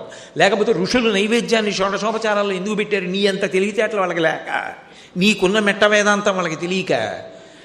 మాట్లాడేటప్పుడు ఒళ్ళు దగ్గర పెట్టుకుని కదా మాట్లాడాలి ఎప్పుడైనా. పూర్వం పెద్దలు ఏం చెప్పారు, మనం ఏం చెప్తున్నాం అన్నది చూసుకుని కదా మాట్లాడాలి. కాబట్టి శివుడు ప్రసన్నుడయ్యేది ఆ భక్తికి ప్రసన్నుడైపోతాడు. ఆ భక్తితో ఎంత సులభుడు అని చెప్పచ్చో నిజానికి ఆయన పూజ కూడా అంతే కష్టం. అది ఆయనలో ఉన్న ద్వంద్వం. ఎంత తేలిక అని కదా నేను మొదలెట్టాను. ముందు కష్టంతో మొదలెట్టకూడదు కదా, మంగళంతో మొదలెట్టాలి. చాలా తేలికని చెప్పాను. నిజానికి అంత కష్టం శివ పూజ. ఎందుకని? నేను మారేడు దళాలు తెచ్చాను, నేను తుమ్మి పూలు తెచ్చాను, నేను గంధం తెచ్చాను, నేను సెంటు తెచ్చాను, నేను తేనె తెచ్చాను, నేను పంచదార తెచ్చాను అంటే ఆయన ఏం పుచ్చుకోవడానికి ఎలా చేస్తావు చెప్పు నాకు. ఓ మాట అడిగారు శంకరాచార్యులు వారు, తెచ్చానంటున్నావు కదా, అశనం గరళం ఫణీకలాపో వసనం చర్మచ వాహనం మహోక్ష మమదాస్యసి కిమస్తి శంభో తవ పాదాంబుజ భక్తిమేవ దేహి అన్నారు. ఏది అన్నిటికన్నా ప్రీతి ఉంటే ఏం చేస్తారు? ఏదైనా పెడతారు. మీకు నా మీద చాలా ప్రేమ ఉందనుకోండి, ఓసారి మా ఇంటికి రండి, మా ఇంటికి రండి అన్నారనుకోండి, నేను వచ్చాను అనుకోండి, ఆ ప్రేమ ఉన్నప్పుడు ఏం చేస్తారు? మీరు వచ్చి వెళ్ళిపోవడం కాదు, మజ్జిగ తాగుతారా, పాలు తాగుతారా, కాఫీ తాగుతారా, అరటిపండు ముక్క తింటారా, ఏదో ఒకటి కొద్దిగా తినేళ్ళాలి. ఏమీ కాకపోతే చెప్పండి, చింతకాయ పచ్చడి చేతికి రాస్తాం, నాకు వెళ్ళిపోండి. డొక్కా సీతమ్మ గారు చింతకాయ పచ్చడి అయినా పెట్టకుండా పంపించేవారు కాదు మహాతల్లి. ఏదో ఒకటి తినాలంటారు. ఎందుకు? ప్రేమ. ప్రేమ కొద్ది అమ్మ ఏం చేస్తుంది? ఒక్కొక్కరింటికి వెళ్ళామనుకోండి, ఆ ప్రేమకి కట్టుబడి సరేనమ్మా కొద్దిగా పాలు ఇవ్వండి, తాగి పెడతాం అంటున్నారా లేదా? మీరు ఎవరైనా మిమ్మల్ని ప్రీతిగా పిలిస్తే, శంకరుడి మీద మీకు ప్రీతి ఉందనుకోండి, ఆయనకి ప్రీతి అయింది పెట్టాలి. ఆయన ఏం తిన్నాడని ఉంది శాస్త్రాల్లో? హాలాహలం తాగాడు, పట్టుకొచ్చి పెట్టగలమా? హాలాహల విషం, మామూలు విషం కాదు. ఆ విషం తీసుకొచ్చి అక్కడ పెట్టాలి. ఎందుకని? అశనం గరళం అది తిన్నామని ఉంది లోకాల్లో. ఏది పట్టుకొచ్చి పెడతావా? ఎలా చేస్తావు శివపూజ? వసనం చర్మచ వస్త్రయుగ్మం సమర్పయామి అన్నప్పుడు ఆయన కట్టుకున్నాడు అని చెప్పబడుతున్నది ఏనుగుతోలు. ఏరి పట్టుకొచ్చి పెట్టగలవా? వెంటనే ప్రభుత్వం పట్టుకుంటుంది అలాంటి పనులు చేస్తే. ఇప్పుడు ఏనుగుతోలు ఎలా వస్త్రయుగ్మం సమర్పయామి? ఇవ్వడానికి వస్త్రం లేనివాడివి స్నానం చేయించి తడి బట్టలతో వదిలేస్తావా ఆయనకి? కాబట్టి వెనకోపచారం లేదు, చేయలేవు. స్నానం చేయించడం చేత కానప్పుడు ఆయన్ని పిలిచి ఆవాహయామి ఏం చేస్తావు? పోయి నీళ్ళంటే వెనక ఇవ్వడానికి బట్ట ఏది నీ దగ్గర? బట్ట లేదు కాబట్టి పూజ లేదు, ఆగిపోయింది. వాహనం మహోక్ష రాజోపచారాలు చేసినప్పుడు ఏదో వాహనం సమర్పయామి అది ఇది అనాలనుకోండి, ఆయనకి నందీశ్వరుణ్ణి తీసుకురావాలి. ఆయన వచ్చి రంకేసాడు అనుకోండి, ఇంకేమైనా ఉందా? ఎక్కడి నుంచి తీసుకొస్తావు? కాబట్టి శివ మీకు ఇవ్వడానికి నా దగ్గర ఏం లేవు, రెండు మీ దగ్గర ఉన్నవి నేను తీసుకోలేను కూడా. మీరు బాగా పట్టుకోవాలి. శంకరాచార్యులు వారి శ్లోక గాంభీర్యం అలా ఉంటుంది. నాకేముందో అది నేను మీకు పెడతాను. మా ఇంటికి వచ్చారనుకోండి, నేను విషం తాగేవాడిని అనుకోండి, నేనేం చేస్తాను? నేను కాఫీ తాగుతుంటే మీరు వస్తే ఏమాయ్ వాళ్ళకు కూడా కొద్దిగా కాఫీ అంటాను. నేను మజ్జిగ తాగుతుంటే మీకు మజ్జిగ ఇస్తాను. నేను విషం తాగితే వాళ్ళకు కూడా కొంచెం విషమి అంటాను. పుచ్చుకుంటారా? గరళం పుచ్చుకునేవాడు గరళం ఇస్తాడు. అయ్యి బాబాయ్ నాకు వద్దు స్వామి. అశనం గరళం ఫణీకలాపో ఆయన మామూలు పాములుగా వాసుకిని మెళ్ళో హారంగా వేసుకుంటాడు, శేషుణ్ణి పాదానికి పెట్టుకుంటాడు. మామూలుగా పెద్ద పాము ఏడు, చిన్న పాము పిల్లని చూస్తేనే పారిపోతాం మనం. అంతంత పెద్ద పెద్ద పాముల్ని మెళ్ళో వేసుకుంటాడు. ఏది భూషణం సమర్పయామి అని 4 త్రాసు పాములు, 3 గోధుమ త్రాసులు, 4 నాగు పాములు పట్టుకొస్తావా గుళ్ళోకి? లేకపోతే పూజలో రోజు పెట్లు అక్కడ పెట్టి బయటికి తీస్తావా వాటిని? ఎలా సాధ్యం? అసలు పూజ ఎలా చేస్తావు? పోనీ చేసావు, స్వామివారు చాలా ప్రసన్నుడై నీకు హారం ఇస్తున్నాను అని తీసి మెళ్ళో వేస్తానంటే ఏమైపోతావు? ఫణీకలాపో వసనం చర్మచ. కొంతమంది దగ్గర ఓ విచిత్రమైన భక్తి ఉంటుంది. ఏమంటే మాకు కొత్త పంచి వద్దు, మీరు కట్టుకు వదిలేసిన పంచి ఒకటి ఇద్దరు అంటూ ఉంటారు. శేషవస్త్రాలు. దేవుడి గుడికి వెళ్ళారనుకోండి, కొత్త బట్ట ఇస్తే అంత సంతోషంగా ఉండదు. భగవంతుడికి కట్టి విప్పేసిన బట్ట మీరు ఇచ్చారనుకోండి, అది మరకలైపోయినా కూడా అది పూజలో కట్టుకుంటాడు. శేషవస్త్రం అంటారు. పెద్దలకి శేషవస్త్రాలు బహుకరిస్తారు. అలా ఏదో పెద్దలు ఉన్నారు అనుకోండి, వారు కట్టి విప్పిన బట్ట తీసుకుంటారు. అసలు పుట్టుకలోనే పెద్దలు కట్టి విప్పిన బట్ట వేసి పడుకోబెడతారు. ఆయుక్కారకం అని ఆ తేజస్సు ఉంటుంది. వేదమే ఒప్పుకుంది. ఆ పటల పన్నంలో దేవతలు ఆవహిస్తారు. ఆ పంచ మొదలైనవి అంచున్న బట్టలకి అని. కాబట్టి శంకరుడు ఏనుగు తోలు కట్టుకుంటాడు. నువ్వు కట్టుకోవాయి కోటేశ్వరరావు అని చెప్పి ఓ ఏనుగు తోలిస్తే నేనేం చేయను? నా వెంట ఏమి పడిపోతాయి అది కట్టుకొస్తే ప్రవచనానికి. వసనం చర్మచ వాహనం మహోక్ష. కాకినాడ వెళ్ళేటప్పుడు దీని మీద వెళ్ళిపోని ఓ ఎద్దుని ఇచ్చాడు అనుకోండి, ఎలా వెళ్ళను? ఆయనంటే ఎద్దెక్కి పెడతాడు నంది మీద, నాకెందుకది? నువ్వు ఇచ్చేవి నాకు పనికిరావు, నేను నీకు కావలసినవి ఇవ్వలేను, ఇంకా నీ పూజ ఏం చేయను, నేను చేయలేను. కానీ ఓ పని చేయి, నీ పాదాల మీద భక్తి నాకు ఇచ్చేయి. ఎందుకు? ఏం చేస్తావు భక్తితో అంటే, కిమస్తి శంభో తవ పాదాంబుజ భక్తిమేవ దేహి అంటే, శివ నిజానికి నీ పూజ చేయడం నా సాధ్యం కాదు. ఇందాకేమన్నాను? అంత తేలిక ఇంకోటి లేదన్నాను. ఇప్పుడేమన్నాను? ఆయన పూజ చేయడం అంత తేలిక కాదు అంటున్నాను. ద్వంద్వాలు ఉన్నాయా లేవా? అంత చెయ్యడం సాధ్యం కాని వాడు అంత తేలిగ్గా వశపడిపోతాడు. ఎప్పుడు? మనసు యందు భక్తి ఉంటే. నిజానికి శివలింగానికి అభిషేకం మొదలెడతారు. మొదలెట్టే ముందు ఓ ధ్యాన శ్లోకం చేస్తారు. నిజానికి అసలు శివాభిషేకానికి కీలకం అంతా ఎక్కడ ఉంటుందంటే అక్కడే ఉంటుంది. అది నువ్వు ముందు ధ్యానం చేయగలిగితే అభిషేకం సిద్ధిస్తుంది అని. ఆ పాతాళ నభస్థలంత భువన బ్రహ్మాండమా విస్ఫుర జ్యోతిస్ఫాటికలింగమౌళి విలసత్పూర్ణేందువంతామృతై అస్తోకప్లుతమేకమీశమనిశం రుద్రానువాకాన్ జపం ధ్యాయేత్ ఈప్సిత సిద్ధయే ధ్రువపదం విప్రోభిషించేచ్చివం బ్రహ్మాండ వ్యాప్త దేహాభసిత హిమరుచాభాసమానాభుజంగై కంఠే కాళాః కపర్దాః కలిత శశికళాశ్చండ కోదండహస్తాః త్రిక్షా రుద్రాక్షమాలా సులలిత వపుష శాంభవ మూర్తిభేదాః రుద్రాశ్రీ రుద్రసూక్త ప్రకటిత విభవాన ప్రయచ్చస్తు సౌఖ్యం అని ధ్యాన శ్లోకం చెప్పి అభిషేకం ప్రారంభం. ఆ పాతాళ నభస్థలంత భువన బ్రహ్మాండమావిస్ఫురత్. పాతాళం కన్నా కింద నుంచి బ్రహ్మాండానికి పైన అంతరిక్షం కన్నా పై వరకు ఆయన నిండిపోయాడు. ఏది చెయ్యి? ఇది కదా చెప్పేవు ధ్యాన శ్లోకం. చెయ్యి పూజ. ఎలా చేస్తావు? అందుతుందని ఇంతోటి చెయ్యని ముఖే ఆచమనీయ సమర్పణ ఎక్కడికి చూపిస్తావు? స్నానం ఎలా చేయిస్తావు? వస్త్రం ఎలా కడతావు ఆయనకి? శంకరాచార్యులు వారే ఓ చోట అన్నారు, శివ నీ పూజ నేను ఎలా చేయమంటావు? నువ్వేమో ఇంత పెరిగిపోయావా, అదే యజుర్వేదంలో ధ్యాన శ్లోకం, నేనేమో నీకు పూజ చేయనా? ఎలా సాధ్యం అవుతుంది? వస్త్రోద్ధూత విధౌ సహస్రకరత పుష్పార్చనే విష్ణుత గంధే గంధమహాత్మతాన్నపచనే బర్హిర్ముఖాద్యక్షత అన్నారు. పాత్రే కాంచన గర్భతాస్తి మయి చేర్బాలేందు చూడామణి శుశ్రూషాం కరవాణితే పశుపతే స్వామిన్ త్రిలోకీ గురు అన్నారు. ఈశ్వర నువ్వు నన్ను సూర్యుడిని చెయ్యి, నీకు బట్ట కడతా. ఆయన పైన ఉండి కిరణాలు చేతులు కరములు కాబట్టి నన్ను సూర్యుడిని చేసేయి, నీకు బట్ట కడతాను, వస్త్రం సమర్పయామి. అంతటా వ్యాపించిన విష్ణువుని చేసేయి, నీకు పువ్వులేస్తాను నీ చుట్టూ తిరిగి. తప్ప నన్నేమో 6 అడుగులో 5 అడుగులో ఉంచి నువ్వేమో ఆపాతాళ నభస్థలంత భువన బ్రహ్మాండమా విస్ఫురత్ అంటే నేను పూజ ఏం చేయను ఇంకా. అంటే అంత ఉన్నది ఇలా తగ్గిపోతూ లింగమైపోయి గుర్తయిపోయి నీ ముందుకు వచ్చేసింది. అది ఆఖరికి ముట్టుకుంటే ఇంత అయిపోతుంది. అందుకే ఒక చమత్కారమైన మాట ఒకటి అంటారు, అణోరణీయాన్ మహతో మహీయాన్. ఈశ్వరుడు పర్వతాల్ని తయారు చేస్తాడు.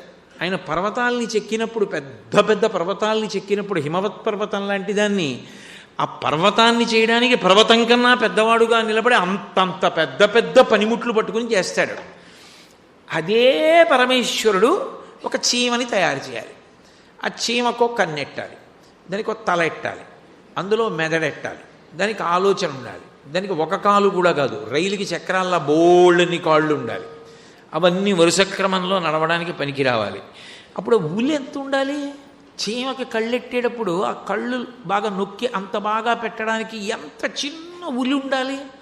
అంత చిన్న ఉలితో పెట్టన్నారు అనుకోండి, నన్ను ఏం పట్టుకోందని అసలు అది నాకు అందితే కదా. చీమను ఎలా పట్టుకోను, దానికి కన్ను ఎలా పెట్టాను దాంతో. అంటే ఇప్పుడు ఆ ఉలిని పట్టుకోవడానికి నా చేతులంత చిన్ని చేతులు ఉండాలి, నేనంత చిన్ని వాడిని అయిపోవాలి. అప్పుడు ఆ చీమని పట్టుకుని కన్నెట్టాలి. పర్వతాన్ని చెక్కినప్పుడు అంత పెద్దవాడినే, చీమకి కన్నెట్టినప్పుడు ఇంత చిన్న పరికరం పట్టుకున్న చిన్నవాడినే.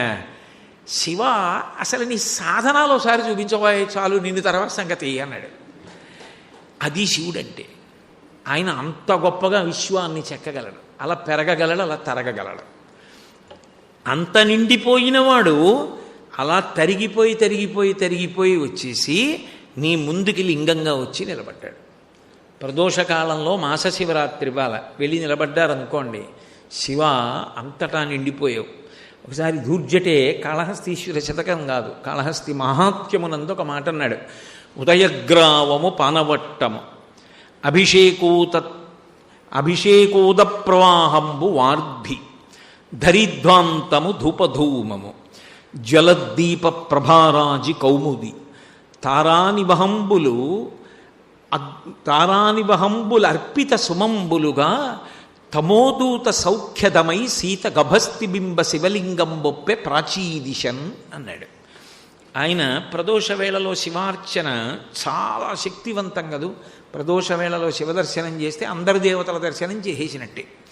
ఎందుకంటే సాయంకాలం అయ్యేటప్పటికీ తాండవం మొదలు పెడతాడు. ప్రదోష వేళ చిదంబరం కనకసభ అందరూ దేవతలు అక్కడికే పెడతారు. సంధ్యారంభ విజృంభితం శృతిశిరస్థానాంతరాధిష్ఠితం సప్రేమ భ్రమరాభిరామమ సకృత్సద్వాసనాశోభితం భోగీంద్రాభరణం సమస్త సుమన పూజ్యం గుణావిష్కృతం సేవే శ్రీగిరి మల్లికార్జున మహాలింగం శివాలింగితం అంటారు శంకర్లు. సంధ్యారంభ విజృంభితం, ఆ ప్రదోషకాలంలో విజృంభించి తాండవం చేస్తాడు. అది చూశాడు మహానుభావుడు. ఏ మాటకైనా తప్పు తప్పే, ఒప్పు ఒప్పే. కదా నిలింప నిర్ఝరీ నికుంజకోటరే వసన్ విముక్త దుర్మతి సదాశరస్తమంజలిం వహన్. నేను గంగానది సైకతంలో కూర్చుని వారణాసి దేవాలయం వంక చూస్తుంటే ప్రదోషవేళ అయ్యేటప్పటికీ జటాటవీగల జల ప్రవాహపావితస్థలే గళేవలంబ్యలంబితం భుజంగతుంగమాలికం ఢమడ్ఢమడ్ఢమడ్ఢమన్నినాదమడ్డవర్వయం చకార చండతాండవం తనోతు న శివ శివం అగర్వసర్వమంగళాకళాకదంబమంజరీరస ప్రవాహ మాధురీ విజృంభణా మధువ్రతం స్మరాంతకం పురాంతకం భవాంతకం మకాంతకం గజాంధకాంతకాంతకంతమంతకాంతకం భజే అన్నాడు. ఆ తాండవం చేస్తుంటేట గంగానది తల మీద బిందె పెట్టుకు చేస్తుంటే నీళ్లు ఎలా తిరుగుతాయో అలా తిరుగుతూ ఉంటుంది జటాజూటంలో. అలా నట్టన చేస్తున్న ఆ శంకరుడు నాకు ప్రదోష వేళలో ఎప్పుడు కనపడతాడో అన్నాడు రావణాసురుడు. అటువంటి తాండవం చేస్తూ ఉంటాడు. ఆ ప్రదోష వేళలో లింగార్చన, ప్రదోష వేళలో లింగదర్శనం, ప్రదోష వేళలో శివకథ, ప్రదోష వేళలో శివనామం చెప్పడం అంత శక్తివంతం. ప్రదోషం అంటే దోషం అంటే తప్పుగా అని అర్థం కాదు. దోషం అంటే చీకటి అని ఒక అర్థం. ప్రదోషం అంటే చీకటి పడడానికి ముందున్న కాలం. ఆ కాలంలో శివలింగాన్ని దర్శనం చేస్తే అందున ఇటువంటి మాస శివరాత్రి నాడు, అందులో ఎటువంటి మాస శివరాత్రి వాళ్ళ నభో మాసం, శ్రావణ మాసం 12 నెలలలో శివారాధనకి అత్యంత శ్రేష్టమైన కాలం. అటువంటి రోజులలో 30 రోజులలోకెల్లా శక్తివంతం, సోమవారం కన్నా శక్తివంతం ప్రదోషం. ఆ ప్రదోష వేళలో శివలింగం ముందు నిలబడి నమస్కారం చేయాలంటే ఎన్ని కోట్ల జన్మల పుణ్యం ఉంటే అవకాశం ఇస్తాడు ఆయన. కాబట్టి అది చూసినప్పుడు అంతటా నిండిపోయావు. అది అన్నాడు దూర్జటి. ప్రదోష వేళలో సువర్ణముఖరీ నదిలో స్నానం చేశాడు. స్నానం చేసి వెనక్కి తిరిగాడు. ఆశ్చర్యపోయాడు. ఆయనకి యావత్ బ్రహ్మాండము శివలింగంలా కనపడింది. ఉదయగ్రామము పానవట్టం అన్నాడు. నాకు ఉదయ పర్వతం పానవట్టంలా కనపడుతోంది. ఆ పైన చిన్మయం చీకటి పడుతోంది, చంద్రబింబం తెల్లగా కనపడింది. అది నాకు చిన్మయంలా కనపడుతోంది, స్ఫటికలింగంలా. ఉదయగ్రావము పానవట్టము అభిషేకోద ప్రవాహంబు ఆర్ధి. శివాలయానికి ఎడితే అభిషేక జలాలు ఎటు వెడుతున్నాయో దాన్ని బట్టి దిక్కు చెప్పచ్చు. ఉత్తరానికి పడిపోతాయి నీళ్ళన్నీ. కాబట్టి ఉత్తర దిక్కున సముద్రాలు ఉన్నాయి. సముద్రాలు ఎందుకు వచ్చాయి అంటే దూర్జటి అన్నాడు, దేవతలు, దానవులు, రాక్షసులు, యక్షులు, గంధర్వులు, కిన్నెరులు, కింపురుషులు, భక్తులు, ఋషులు అందరూ శివార్చన చేస్తారు. ఆ అభిషేకం చేసినటువంటి నీళ్లు వెళ్ళి పడిపోయి ఉత్తర దిక్కున సముద్రం అయిపోయి అభిషేకోద ప్రవాహంబు వార్ధి. అవి నదీ ప్రవాహాలుగా శివలింగం మీద అభిషేకం చేసినటువంటి ప్రవాహాలు వెళ్ళి కలిసిపోతున్నాయి ఆ తొట్లో. అది పెద్ద తొట్టి, సముద్రం. శివాభిషేక తీర్థం అంతా అందులో కలిసిపోయి అలా ఉప్పగా అయిపోయింది, అన్నీ కలిసిపోయి అన్నాడు. అభిషేకోద ప్రవాహంబు వార్ధి ధరిధ్వాంతము ధూపధూమము. ధూపం వేసినప్పుడు పొగల కింద వస్తూ ఉంటుంది. ప్రదోషం దాటిపోతుంటే చీకట్లు తెరలుగా వస్తుంటాయి. ఆ తెరలుగా వస్తున్న చీకట్లు నీకు వేసిన ధూపాలు. ధ్వాంతము ధూపధూమము జ్వలద్దీప ప్రభారాజి కౌముది. దీపం పెట్టి కదా అభిషేకం చేస్తాం. ఆ దీపం పెట్టినప్పుడు వచ్చినటువంటి వెలుగు, అదిగో ఆ వెన్నెల. సాయంకాలం వేళ వచ్చే వెన్నెల, దీపంలో వచ్చే వెలుతురు ఒక్కలా ఉంటాయి. ఏదో సూర్యుడి కాంతి అయితే చాలా ప్రకాశవంతంగా ఉంటుంది, దీపం వెలుగు అక్కడ వరకే ప్రసరిస్తూ ఉంటుంది. అందుకే ఈ వెన్నెలంతా కూడా శివ నీ ముందు పెట్టిన దీపపు కాంతులు. జలద్దీప ప్రభారాజి కౌముది తారానివహంబులద్భుత అర్పిత సుమంబులుగా.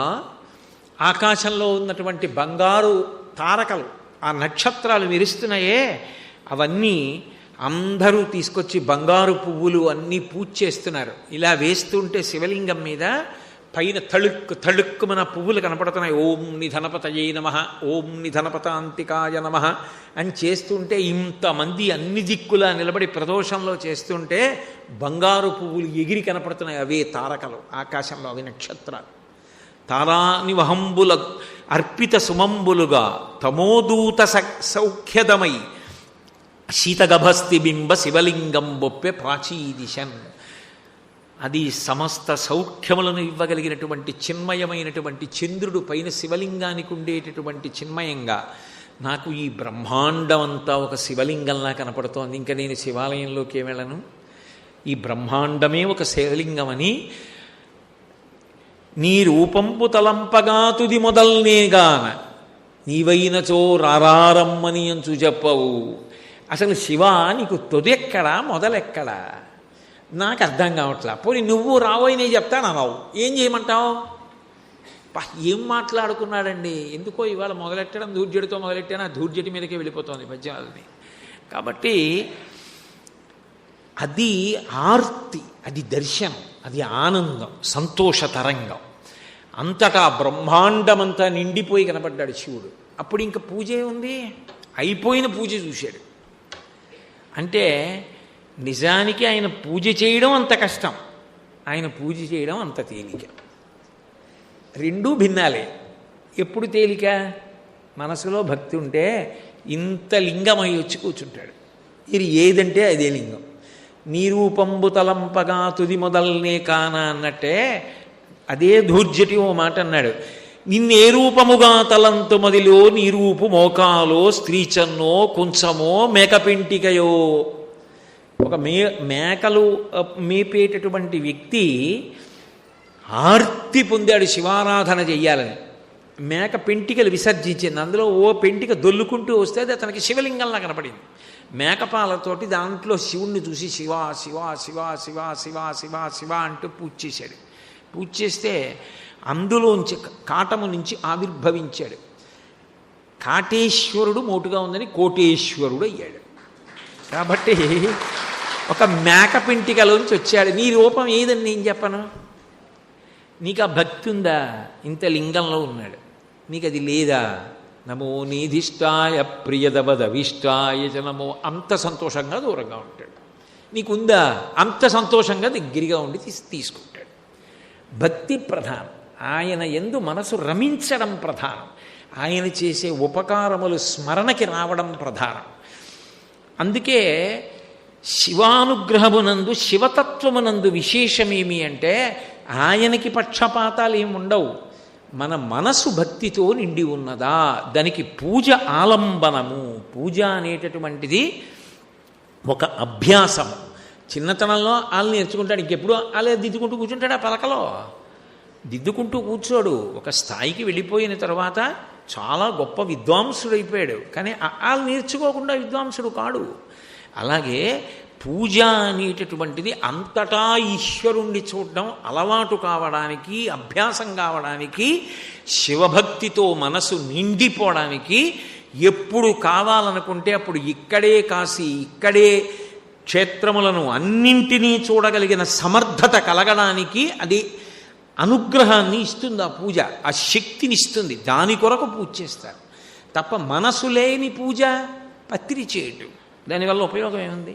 ఒకప్పుడు ఒక ఆవిడ ఏవో బిల్వాలన్నీ కోసుకొచ్చింది కొండమించి. ఇక ప్రదోష వేళ అయిపోతాను, చీడ పడిపోతాను, బాబాయ్ తొందరగా కోసేయాలని ఏదో ఓ మారేడు చెట్టు కనపడితే గిల్లుతోంది. ఇది భగవాన్ రమణులు మహాపురుషులు, వారికి తెలియందే ఉంది. ఏదో ఆ బిల్వార్చన చేసేయాలంతే. అవి తీసుకెళ్ళి నేల మీద పడైగానే అయిపోయింది పూజ. నువ్వు చేసేది పునఃపూజ, పృథివీ లింగం. అవి తీసుకెళ్ళి నేల మీద పడైగానే పూజ అయిపోయింది. ఇంకా నువ్వు పూజ ఏమిటి? కోటి బిల్వార్చన, లక్ష బిల్వార్చన, కింద పడైగానే అయిపోయింది. అసలు శ్రద్ధేది? దానికి ఓ తడిపి ఆరేసిన బట్ట మీద పోద్దాం, కింద పడకుండా చూసుకుందాం, అచ్ఛిద్రై కోమలై శుభై అలా విడదీసి చేద్దాం. ఏకబిల్వం శివార్పణం. ఎందుకు నాకు ఈ కోట్లు లక్షలని అడిగారు. అలానే నేను చెయ్యొద్దని అంటలేదు మహాప్రభు. ఉత్సాహం ఉన్నవాళ్ళు చెయ్యొచ్చు. కానీ భగవాన్ రమణులు ఆవిడ్ని చూసి అన్నారు, ఎందుకు అలా పరుగులు తీస్తున్నావు, ఏమిటి గిల్లుతున్నావు అన్నారు. అంటే రేపు 1,00,000 బిల్వార్చన, ఓ 1000 బిల్వాలు తక్కువయ్యాయి, మళ్ళీ ప్రదోష వేళ అయిపోతుంది, చెట్టు ముట్టుకోకూడదని గబగబా కోసుకుంటున్నాను. ఆయన అన్నారు, నువ్వు 1000 మాటలు గిల్లేసుకో అన్నారు. అంటే ఆవిడ తెల్లబోయి అదేమిటండి అంటే భక్తితో చేయడానికి ఓ బిల్వం చాలు. ఆ భక్తి లేకుండా రొట్టొకటే పట్టుకెడతాను, దాని మీద అసలు మనసులో శివుడి గురించి ఏ పరవశం లేని దానికి చెట్టు గిల్లినా నిన్ను గిల్లుకున్నా ఒకటే అన్నారు. ఆవిడకి ఏమర్థమైందో నాకు తెలియదు. కానీ అసలు ముందు నీకు ఆ ప్రేమ ఉండాలి కదా. ఏదో అంకెలు సంఖ్యలు ఇవే. ప్రేమ ఉండి చేసిన పని ఏదైనా ఆయనకి చాలు. ఇప్పుడు ఆయనకి కొత్తగా తేవడానికి ఆయన సృష్టించింది మీరు ఏం తీసుకొస్తారు? మన్నే ఆయన సృష్టించాడు. ఇంకా కొత్తగా ఏం తీసుకొచ్చి ఆయనకి ఇస్తారు? ఆయనకి ఇవ్వడానికి ఏం లేదు. భగవాన్ రమణులే ఓ మాట చెప్తుండేవారు. వెనకట ఒక ఆయన, పాపం ఆవిడ మంచిదే, కానీ రోజు పూజకి నైవేద్యాలు పట్టరా, అవి చెయ్యి ఇవి చెయ్యి తెల్లారకట్లేచంటే ఆవిడకి ఏదో చిరాకేసినట్టుంది. ఇలా తినీకండి నన్ను ఏదో అందులో ఉంది. ఆయనకి ఏదో కోరిక పుట్టింది. శుక్లాంబరధరం విష్ణుం శశివర్ణం అని కదా అంటారు. విఘ్నేశ్వరుడికి చలివిడి నైవేద్యం పెట్టుకోవాలనిపించింది ఆయనకి. అనిపించి ఏమే చలివిడి చేసి పెట్టని అడిగాడు. రేపు చేస్తానులేండి అంది. పాప ఆవిడ చేసి ఇచ్చింది. చేస్తే ఆయన ఏం చేశాడు? నైవేద్యం పెట్టాలి కదా. నైవేద్యం పెట్టడం మానేసి శశివర్ణం, చలివిడిలాగే తెల్లగా ఉంటాడన్న చలివిడినే నొక్కి వినాయకుడిని చేశాడు. చేసి పూజ చేసేసాడు. చేసేసిన తర్వాత నైవేద్యం దగ్గర చలివిడి నైవేద్యం పెడదాం అనుకున్నాడు కదా. ఇప్పుడు ఏది? దాంతో వినాయకుడిని చేసేసాడు. ఇప్పుడు మళ్ళీ చలివిడి పట్టరా అంటే ఆవిడ ఏమంటుంది? ఇదేవిడు ఇందాకనే కదా ఇచ్చిన, మళ్ళీ చలివిడి ఏమిటంటుంది. అందుకని వినాయక ఏమనుకోకని బొజ్జ కొంచెం గిల్లి ఆకులో పెట్టి బొజ్జ మళ్ళీ బొట్టన వేలుతో నొక్కి నైవేద్యం పెట్టాడు. వినాయకుడు బొజ్జగిల్లి వినాయకుడికి ఎట్టినట్టు ఈశ్వరుడు ఇచ్చింది ఈశ్వరుడికి ఇస్తున్నావు. కాకపోతే మధ్యలో భక్తి ఉండాలి. అందుకే పత్రం పుష్పం ఫలం తోయం యోమే భక్త్యా ప్రయచ్చతి. భక్తితో ఇచ్చింది పుచ్చుకుంటాను తప్ప ఆ భక్తి లేకుండా ఇచ్చింది నాకు వద్దంటాడు. ఎప్పుడైనా అంతేనండి. వడ్డన కాదు కావలసింది, ప్రేమతో చేసిన వడ్డన గుర్తుంటుంది. అది మన బంధువులే అయి ఉండక్కర్లేదు. కేవలం ఒక వంట చేసే ఆవిడైనా ఆ భక్తితో ఆ ప్రేమతో వడ్డించింది అనుకోండి, మనకి తెలియకుండానే శివ ఇంత ప్రేమతో పెట్టింది, ఆవిడెవరు, నేనెవరు, ఎంత ప్రేమ చూపించింది, ఆవిడని అనుగ్రహించు అని ఒక నమస్కారం పెట్టి వెళ్ళిపోతావు నువ్వు ఆ ఇంట్లోంచి. ప్రేమ ప్రధానం, ఆ భక్తి ప్రధానం. అది లేనప్పుడు మిగిలినవి పండవు.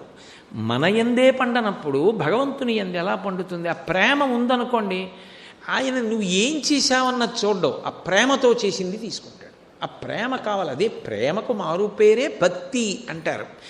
అది ఒక్కొక్క చోట ఒక్కొక్కలా పిలవబడుతుంది. దయగలిగితే దాన్ని కరుణ అంటారు, అది మనోజనితమే. పెద్దలు కనబడినప్పుడు మనసులో కలిగేటటువంటి పూజ్య భావనకు గౌరవము అని పేరు. పిల్లల మీద కలిగేటటువంటి భావన ప్రేమ అని పేరు. సినిమా ప్రేమ కాదు, పిల్లల మీద కలిగే వాత్సల్యం ప్రేమ. గురువుగారు కనబడితే కలిగేటటువంటి పులకరింత గురుభక్తి. ఒక్కొక్క పేరుతో పిలవబడుతుంది. అవన్నీ మనోజనిత భావనలు, పవిత్రమైనటువంటివన్నీ ఒక్కొక్క పేరుతో పిలవబడతాయి. అందులో భక్తి అన్నది కూడా అంతే, ప్రేమ యొక్క మారుస్వరూపం. కాబట్టి ఆ ప్రేమ ఉన్ననాడు వశపడిపోతాడు. అదే శంకరుని యందు ఉన్నటువంటి గొప్పతనం ఏమిటంటే, ఇంత గొప్పవాడు అంత పరమభక్తుడైపోయి కూడా నిలబడగలడు. ఇంతమంది పూజలు ఆయన తీసుకుంటాడు. లోకానికి ఆయన మార్గదర్శనం చెయ్యాలి. అందుకే నేను ఇది చెయ్యనండి అన్నది ఆయన దగ్గరే ఉండదు. అందుకే ఆయన ఏం చేస్తాడంటే పరమభక్తుడుగా కూడా నిలబడతాడు. మీరు చూడండి, అనేక విష్ణువాలయానికి క్షేత్రపాలకుడు శివుడు అయి ఉంటాడు. అప్పుడు భక్తుడిగా నిలబడలా. అంతవరకు ఎందుకంటే మీకు ఒక ఆశ్చర్యకరమైన విషయం చెప్పనా? అమ్మవారికి పరమభక్తుల్లో ఒకడు శంకరుడు. ఎందుకని అంటే మనుశ్చంద్ర కుబేరశ్చాలోపాముద్రాచ మన్మద అగస్తీరగ్నిసూర్యశ్చ ఇంద్రస్కంధ శివస్తథా క్రోధభక్తారకో దేవ్యా ద్వాదశామి ఉపాసకా. అమ్మవారికి 12 మంది గొప్ప ఉపాసకులు ఉన్నారు. ఆ 12 మంది ఉపాసకుల్లో శివుడు ఒకడు. శివదూతి. ఎప్పుడైనా సరే ఆఖరి అస్త్రం ఆవిడ ఏం ప్రయోగిస్తుందంటే, వీడిక మాట వింటలేదు, వీడిని సర్వనాశనం చేసేయాలనుకుందనుకోండి ఒక రాక్షసుణ్ణి, శివుణ్ణి పిలిచి దూతగా వెళ్ళంటుంది. ఆయన రుద్రస్వరూపంతో చూసి వస్తాడు ఒకసారి, అంతే, అది నాశనం అయిపోతుంది. అందుకే ఆ రుద్రాంశలో వెళ్ళాడు మహానుభావుడు హనుమ. సుందరకాండలో లంకాపట్టణానికి వెళుతున్నప్పుడు దుష్కరం నిష్ప్రతిద్వంద్వం చికీర్షం కర్మవానర సముదగ్రి శిరోగ్రీవో గవాంపతిరివాబభౌ అంటారు. గవాంపతి అంటే నందీశ్వరుడు, గవాంపతి అంటే ఎద్దు. ఎద్దు ఎలా చూస్తోందో, నంది ఎలా చూస్తోందో అలా మహేంద్రగిరి మీద నిలబడి లంకాపట్టణం వంక చూశారంటే శివదూతి. అమ్మవారి యొక్క దూతగా లంక నాశనం అవ్వడానికి శివుడు వెళ్తున్నాడు హనుమత్స్వరూపంతో. అందుకే శివుడు హనుమ అభేదం. ఇద్దరూ మంగళప్రదులు, ఇద్దరూ ప్రాణాలు నిలబెడతారు, ఇద్దరూ సౌలభ్యం ఎక్కువ, తొందరగా ఆ ప్రేమకి ఆ భక్తికి వశపడిపోతారు. అందుకే గవాంపతిరివా బభౌ, నందీశ్వరుడిలా ఉన్నారు హనుమ అన్నారు. నందికి శివుడికి అభేదం, అందుకే మధ్యలోంచి వెళ్ళరు. నందీశ్వరుడు నిజానికి శిలాదుని పుత్రుడు. ఆయన అయోనిజుడు, పేరుకి శిలాదపుత్రుడు కానీ అయోనిజుడు. పైగా శివునికి పరమభాగవతోత్తముడు. ఎప్పుడు శివుణ్ణే చూస్తాడు, పృష్ఠభాగం ప్రకృతికి పెడతాడు. శివశృంగముల మధ్య నుంచి చూస్తేనే శివదర్శనం, ఒక్క ప్రదోష వేళలో కవచం పెట్టేస్తే తప్ప. కాబట్టి అంత పరమభాగవతోత్తముడైనటువంటి నందికి శివుడికి భేదం లేదు, ఇద్దరూ ఒకటే. నందిలా చూస్తున్నాడంటే శివుడిలా చూస్తున్నాడు. శివదూతి అంటే శివుడు అమ్మవారికే అంత భక్తుడంటే ఇంకా మిగిలిన విషయంలో మీరు ఎలా ఇంకా చెప్పడానికి ఆశ్చర్యమే ఉంటుంది. అనేక దేవాలయాల్లో విష్ణువాలయాల్లో శివుడు క్షేత్రపాలకుడిగా ఉంటాడు, అనేక శివాలయాల్లో విష్ణువు క్షేత్రపాలకుడుగా ఉంటాడు. ఎందుకంటే రెండుగా ఉన్న ఒకటైన తత్వం అది, రెండు కాదు ఒక్కటైన తత్వం. అందుకని ఆయన దగ్గర ఈయన దగ్గర ఆయన కిందే ఉండాలంతే, ఇంకొకటిగా ఉండడానికి వీల్లేదు. ఇంత శంకరుడు అంత భక్తుడిగా కూడా మారగలడు. మీరు ఆదర్శంగా తీసుకోవాలి జీవితంలో అంటే ఇంకా ఆయన కన్నా అన్వయం చేయడానికి మీకు ఏమీ ఉండదు. అంత భాగవతోత్తముడిగా కూడా కనపడతాడు శివుడు. అలాగే మహానుభావుడు ఆయన అంత భోగి లోకంలో ఉండడు. చాలామంది ఏమనుకుంటారంటే శివుడికి భోగం ఏమిటండి, పాపం ఏముండదు, ఎప్పుడు అలా నీళ్లు పోసుకుంటూ ఉంటాడు అనుకుంటారు. కానీ నిజానికి శివుడు అనుభవించేటటువంటి భోగం అంత భోగం ఎవ్వరు అనుభవించారు. అందున భోగప్రధానమైనటువంటి క్షేత్రం దక్షారామం. భీమఖండం చదివితే అసలు శివుడు పొందేటటువంటి భోగం ఆ భీమనాథుడి రూపంలో పరమాద్భుతం. నేను ఆ భీమఖండం చదివి చాలా కాలం అయింది. అందులో ఓ మాట అంటారు, ఎంత భోగం అనుభవిస్తాడంటే గజచర్మం ఎన్నడో కాని నిచ్చట కట్టు పసిడి కమ్మల పట్టు పచ్చళంబు భసితమెన్నడో కాని ప్రతిదినంబు మలయజంబు కురంగ మదము కూర్పు.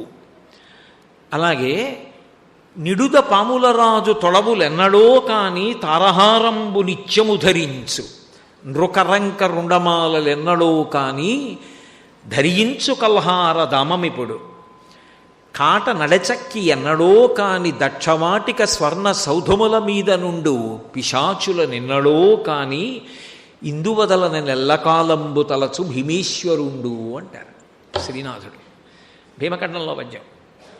ఎంత భోగం అనుభవిస్తాడంటే అసలు దక్షారామంలో గజచర్మం కట్టట, ఎప్పుడూ ఒక్కసారి కట్టుకుంటాడు అంతే.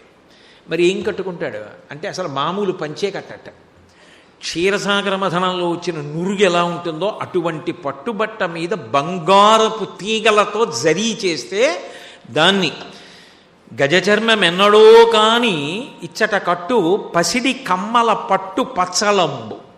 పసిడి కమ్మలు అంటే బంగారు తీగలతో పెట్టినటువంటి అంచులున్న పట్టుబట్ట కడతాట అక్కడ.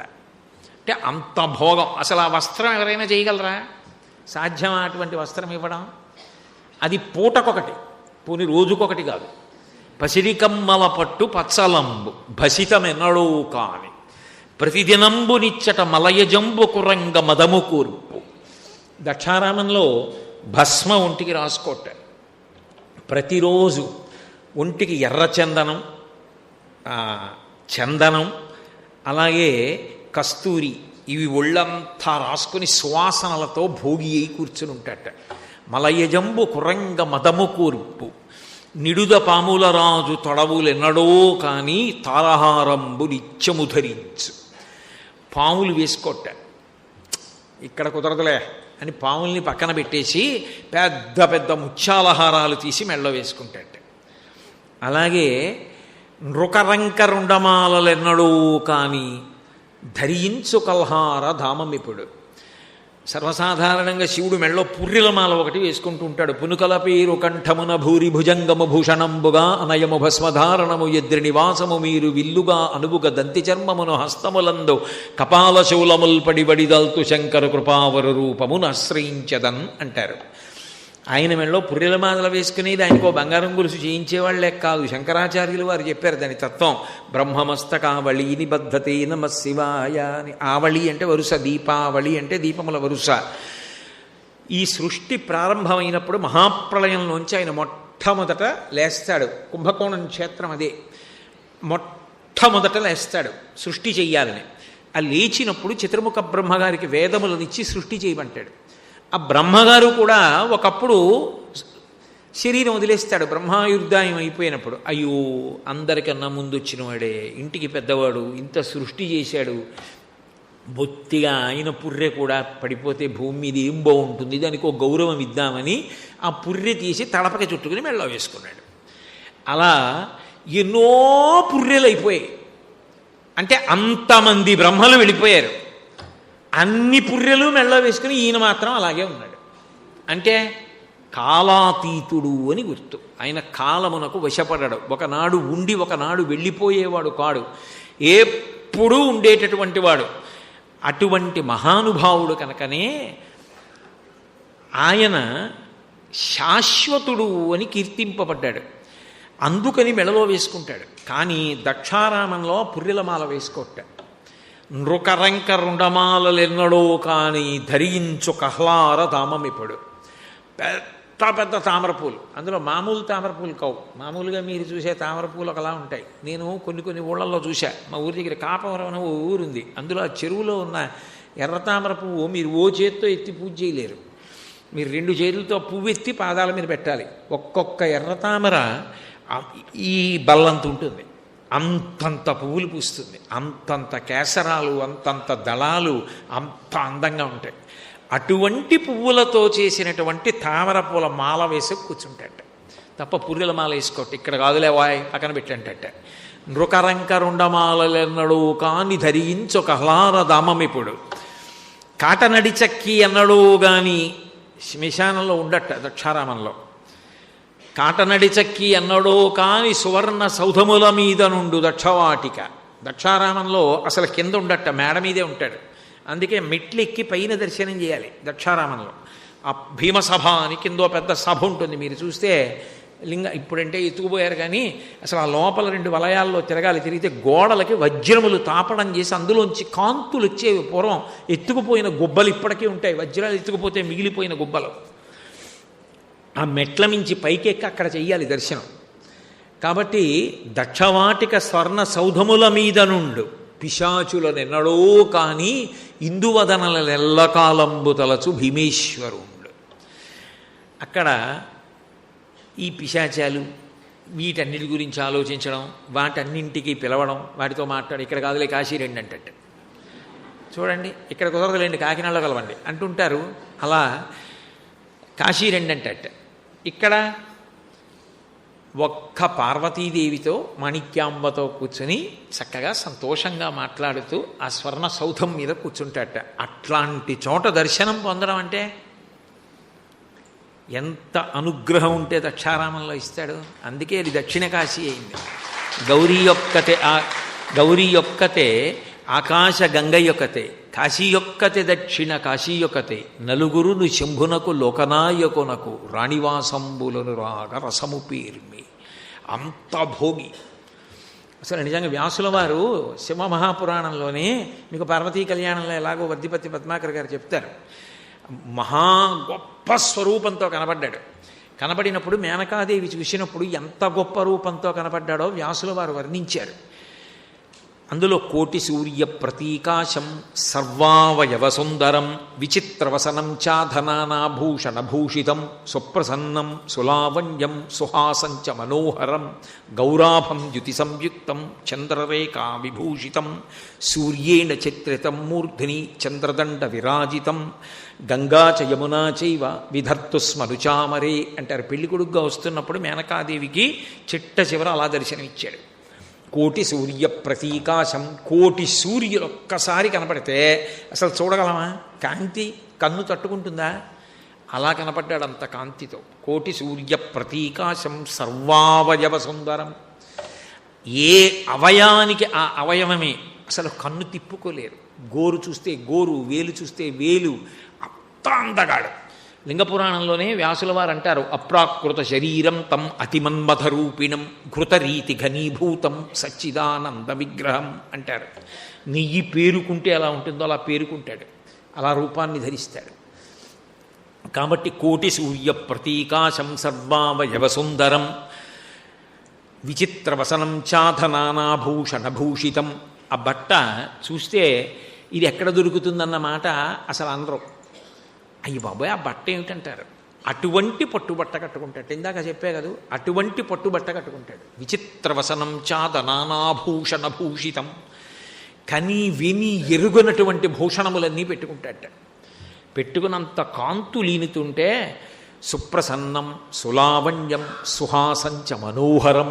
అంత ప్రసన్నంగా, అంత లావణ్యంతో, చిన్న చిరునవ్వుతో అందరూ ఆశ్చర్యపోయి కనురెప్ప వేయడం మానేసి చూసేటట్టుగా గౌరాభం ద్యుతి సంయుక్తం, తెలుపు పసుపు కలిసిన కాంతులు వస్తుండగా ద్యుతి సంయుక్తం చంద్రరేఖ విభూషితం, చంద్రరేఖ ప్రకాశిస్తూ ఉండగా సూర్యేణ చిత్రితం మూర్ధిని, సూర్యుడు పైన గొడుగుబడితే చంద్రదండ విరాజితం, చంద్రుడు దండమైతే గంగా చ యమునా చైవ విధత్తు స్మనుచామరే, గంగా యమున ఇద్దరూ పక్కన నిలబడి చామరాలు వేస్తూ ఉంటే అడుగు తీసి అడుగు వేసి పెడతాడు.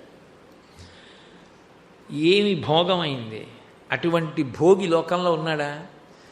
ఎంత భోగ్యో అంత యోగి. ఇప్పటిదాకా నేను మీకు ఒక విషయం చెప్పాను. ఇప్పుడు ఆయన ఎంత యోగి అంటే ఆ భోగేనా ఈ యోగి అని అనుమానం వస్తుంది. వీరభద్ర విజయం అని పోతన గారు చేశారు మహానుభావుడు. అందులో పార్వతీ కళ్యాణాన్ని వర్ణించారు ఆయన. అందులో పార్వతీ కళ్యాణంలో పోతన గారు చేసిన పద్యాలు అమృత గుళికలు. అందులో ఒక మాట అంటారు, పార్వతీదేవి చెలికెత్తెలు. లోకంలో విచిత్రం ఏమిటంటే ఎవడైనా పెళ్లి చేసుకోవాలనుకుంటాడు. ప్రతివాడు పెళ్లి చేసుకోవాలనుకోడు, అనుకుంటాడు. ఎక్కడో మహాపురుషులు కొంతమంది ఉంటారు కారణజన్ములు. నేను వాళ్ళ గురించి అంటలేదు. భారతీ తీర్థ మహాస్వామి, విధుశేఖర భారతీ స్వామి, శంకర విజయేంద్ర సరస్వతి మహాస్వామి, ఇటువంటి వాళ్ళందరూ కారణజన్ములు. వాళ్ళ మామూలు లౌకికోపమానములలోకి వాళ్ళు రారు. సర్వసాధారణంగా అందరూ పెళ్లి చేసుకుందాం అనుకుంటారు. అందులో అపురూపమైన పిల్ల పెండ్లి కుమార్తెగా దొరికి సంబంధం నిశ్చయమై పైగా ఆ పిల్ల తననే చేసుకోవాలని కోరుకుంటోంది అన్నారనుకోండి, ఎగిరి గంతేస్తాడా ఎవడైనా? ఆయన తన పెళ్లి తానే చెడగొట్టుకునే ప్రయత్నం చేశాడు. శంకరుడు లాంటి వాడు లోకంలో ఉండడం. ఎందుకని అంటే ఋషులకి వరం ఇచ్చాడు, ఆ హిమవత్ పర్వతం ఉండేటట్టు చేస్తాలే, త్రికరణ శుద్ధిగా కన్యాదానం చేయకుండా చేస్తానన్నాడు. అందుకని పార్వతీదేవి దగ్గరికి వెళ్ళి ఆవిడ మనశ్శుద్ధి లోకానికి తెలియాలి. అందుకని అది ఆవిడతో నిరూపింప చేయడానికి తానే బ్రహ్మచారి రూపంలో వెళ్ళి తన గురించి తనే నింద చేసుకున్నాడు. ఏమిటమ్మా శివుణ్ణి పెళ్లి చేసుకుంటావా? చీనాంబరంబులు చిలువొప్ప కట్టడు మదసింధూరేంద్ర చర్మంబుగా అని. ఇది పోతన గారి పద్యం వీరభద్ర విజయంలోంచి. చీనాంబరంబులు చెలువొప్ప కొట్టడు మదసింధూరేంద్ర చర్మంబుగా అని. రత్నకంకణములు రమణుడై తొరగడు ఫణిలోకరాజ కంకణము కాని. ఏదో చందనగంధంబు జానడై పూయడు మదపంచబాణ భస్మంబుగా అని. పువ్వుల దండలు భోగి అయి తురమడు వెలయింతలేని రే వెలుగు కాని. ఇంట నుండనొల్లడు ఉలుకులలో కాని. ఎనయ సింహమెక్కడు ఎద్దుగా అని. చిలువ ఏమి చెప్ప సిగ్గయ్యడిది వెర్రి అనగా శివుడు వినవే చెప్పుమా. ఎవరు ఆ మాట చెప్పింది? శివుడే. పార్వతీదేవి మనశ్శుద్ధి లోకానికి తెలియాలని చెప్పాడు. ఏమి శివుడమ్మా, చీనాంబరంబులు చెలువొప్ప కట్టడు. రేపు పొద్దున పెళ్లి కూతుర్ని చేసినప్పుడు నువ్వు కట్టుకునే పట్టుబట్ట ఎలా ఉంటుంది? హిమవత్ పర్వతం యొక్క కూతురివి. సమస్తమైన ధాతువులు ఆయన దగ్గర ఉన్నాయి. ఆయన దగ్గర లేని ఐశ్వర్యం లేదు. అటువంటి పట్టుబట్ట కట్టుకుని నువ్వు పెళ్లి కూతురుగా వస్తావు. ఆయనో ఓ ఏనుగుతోలు కట్టుకుని వస్తాడు పెళ్లిపీటల మీదకి. రెండింటికి ముడెయ్యాలి. ఓ ఏనుగుతోలు పట్టుబట్ట బ్రహ్మముడేస్తే ఏమైనా బాగుంటుందా? ఇటు ఆయన ఎక్కడ దొరికాడమ్మా నీకు పెళ్లి కొడుకు? చీనాంబరంబులు చెలువొప్ప కట్టడు మదసింధూరేంద్ర చర్మంబుగాని. రత్నకంకణములు రమణుడై తొరగడు పడిలోకరాజ కంకణముగాని. నువ్వేమో రత్న కంకణాలు వేసుకుంటావు. ఆయన పాములు రకరకాలైనటువంటి పరిమాణంలో ఉన్నవన్నీ తెచ్చుకుంటాడు. తెచ్చుకుని మెళ్ళో కోటి చూసుకుని ఈ జాజిపూల దండ ఎలా ఉందో అంత కొలత చూసి ఓ పాము వేసుకుంటాడు. పాదాలకు ఓ పాము, రెండో పాదానికి ఓ పాము, వేళ్లకి ఉంగరాలు ఇంటింటి పాములు, మణికట్టుకో కంకణంలో ఓ పాము, ఇక్కడ ఓ పాము, అవన్నీ పైగా ఇలా తలలెత్తి బుసలు కొడుతూ ఉండడం. నువ్వేమో రత్న కంకణాలు గల్లు గల్లుమంటూ వస్తావు. రేపు పాణిగ్రహణం చేయమంటారు. ఆయన ఇలా చాపుతాడు చెయ్యి. ఏమని చెయ్యడతావు? ఆ రత్న కంకణాలతో ఉన్న నీ చెయ్యి ఏమిటి? పాములతో ఉన్న ఆ చెయ్యి ఏమిటి? ఆ చేతి నా పాణిగ్రహణం చేస్తావు? పోని ఆయనకి లేవు. మీ నాన్నగారు ఏమయ్యా బాబు పోన్లేవయ్యా నాయన ఈ కంకణాలు ఎట్టుకుంటే, వద్దు మాయ గారు నాకు ఈ పాములు ఇష్టం అంటాడు. తీయడు. మళ్ళీ అదో గొడవ. రత్న కంకణములు రమణుడై తొరగడు ఫణిలోకరాజ కంకణముగా అని. చందనగంధంబు జానడై అలదడు మద పంచబాణ భస్మంబుగాని.